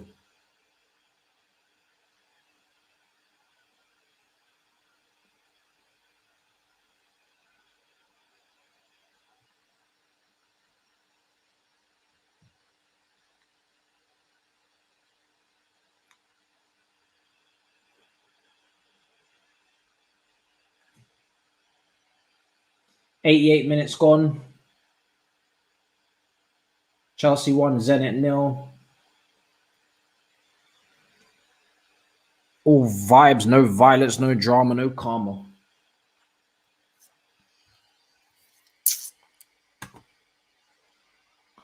Yeah, it's true. Listen, at least hopefully we get the result. Hopefully we get the result. That's all I'm trying to see. End of the day, start the Champions League defense hopefully with a win. That's the key here. Start it off with a win and keep it moving. Here's Silva clearing. It's just been so painful to watch, I must say. So painful to watch this game. So painful.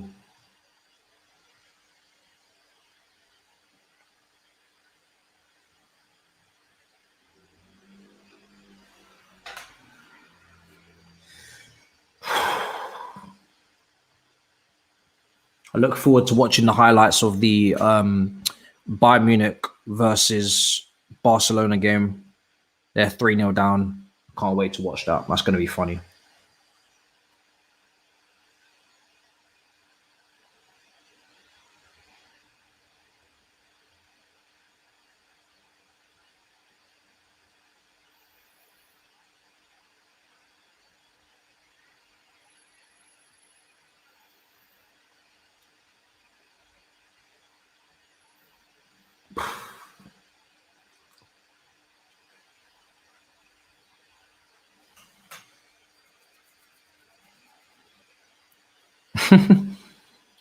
Oh, Jesus Christ.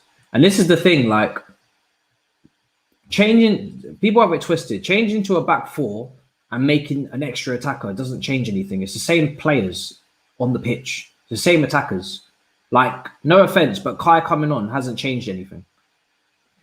Kai hasn't done anything since he came on. He's not been more creative. He's not been more threatening. He's been exactly the same as the other two. So it's the same group of players that we have in these positions. It's just, we're just lucky that they're all young and that they're all going to improve. That's my hope, because bloody hell, just because you have 4 of them don't really mean shit, in my opinion. I'm not seeing anything here. Not seeing anything from these guys. It's, at the moment, weakest part of the team. If I'm being brutally honest, when Chilwell goes back to left wing back on a regular basis, them players behind the striker are the weakest part of this team. Weakest part.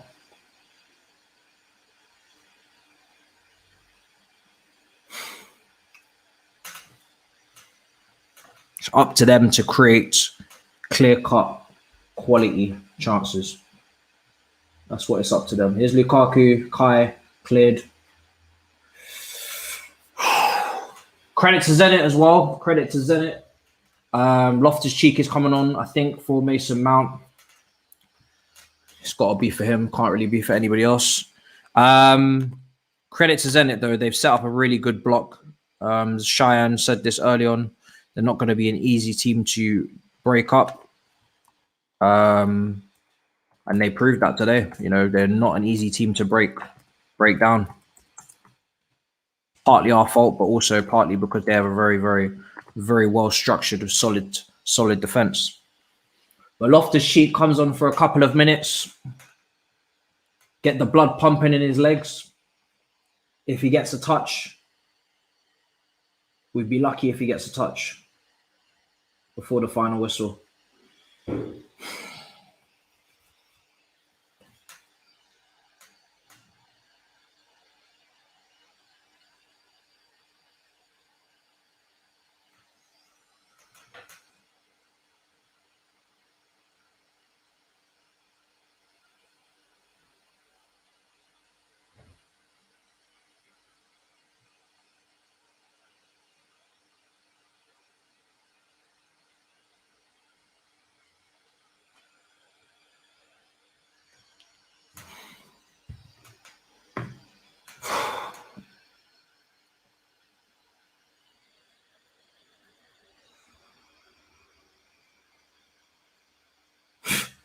This has been diabolical. Oh, my goodness gracious me. All right, last counter of the game, 30 seconds to go. Here's Lukaku. Go on. Oh, Lukaku, go on. Oh. Imagine if he had scored that. He's fuming with himself that he didn't get the goal. That would have been peak efficiency there if he had got that goal. Good opportunity for him. He's 1v1 with the defender. Loftus-Cheek occupied by the other. Then he comes across to double up. Little step over on his right foot. Blocked by the defender. He's not happy with himself. Not happy with himself. But that is it. Full time. Chelsea 1, Zenit 0. And my goodness gracious, was that difficult to watch. My God, was that difficult to watch. It was a great block, great tackle. Jesus Christ, people. That was shit. I'm sorry. That was really poor. Wow. Chelsea win against Zenit. Someone said the Drake curse is back. Someone said Lukaku should have crossed it. 3 points. We keep it moving. We keep it moving so swiftly, man. Seriously. We keep it moving so swiftly. So swiftly. 69 minutes. Lukaku header from Aspilicueta across. But yeah, that was difficult to watch. Really poor performances from some of the boys in the attack. Defense was good. Midfield had control. And Lukaku did what he could with what he had. But the wing backs and the attacking midfielders were poor. Poor. That's where the main issues were today, I think. Wing back and the attacking midfielders. Those are the 4 players that I would have most criticism for. When you're playing in those positions, the 2 attacking midfielders centrally and the 2 wing backs offer the width. That's where I'm looking for creativity in this system. They didn't bring it. Did not bring it at all. The 4 of them. James, how you doing, bro? You coming? Filming. Yo, Yeah? for what? Filming. What are you filming? Review. What do you mean? You're on a thing. No, I didn't. No. I don't have anyone today. Yeah, you did. You said you did. No, I didn't. Yeah, you did. You said you had Who? I can't remember. You said you had. No, I didn't. No, I didn't. No, I'm saying you did. You said you have a review. No. Yeah, you have to on.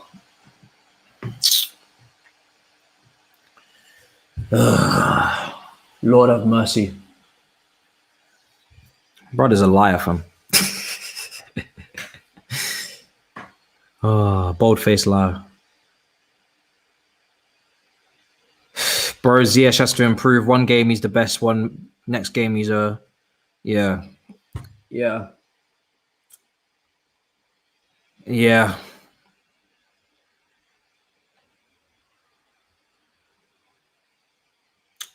Listen, what's done is done, people. I have nothing more to say. Subscribe if you're new, smash the likes. And I will see you guys next time. I will put out a review for this, I think. But yeah. I'll probably speak more about the young boys Manchester United game. Juventus won 3-0 against Malmo in Sweden.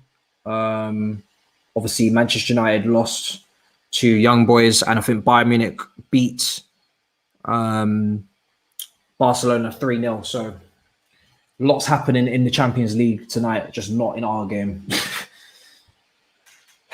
So yeah. Right, that's it, people. Smash up the likes, subscribe, and we move on very swiftly from this game. Next game is Tottenham, and hopefully we can play better than that, but at least we won. So that's the only thing I can say out of this one. I'll see you boys in a bit. Peace, people. In a bit.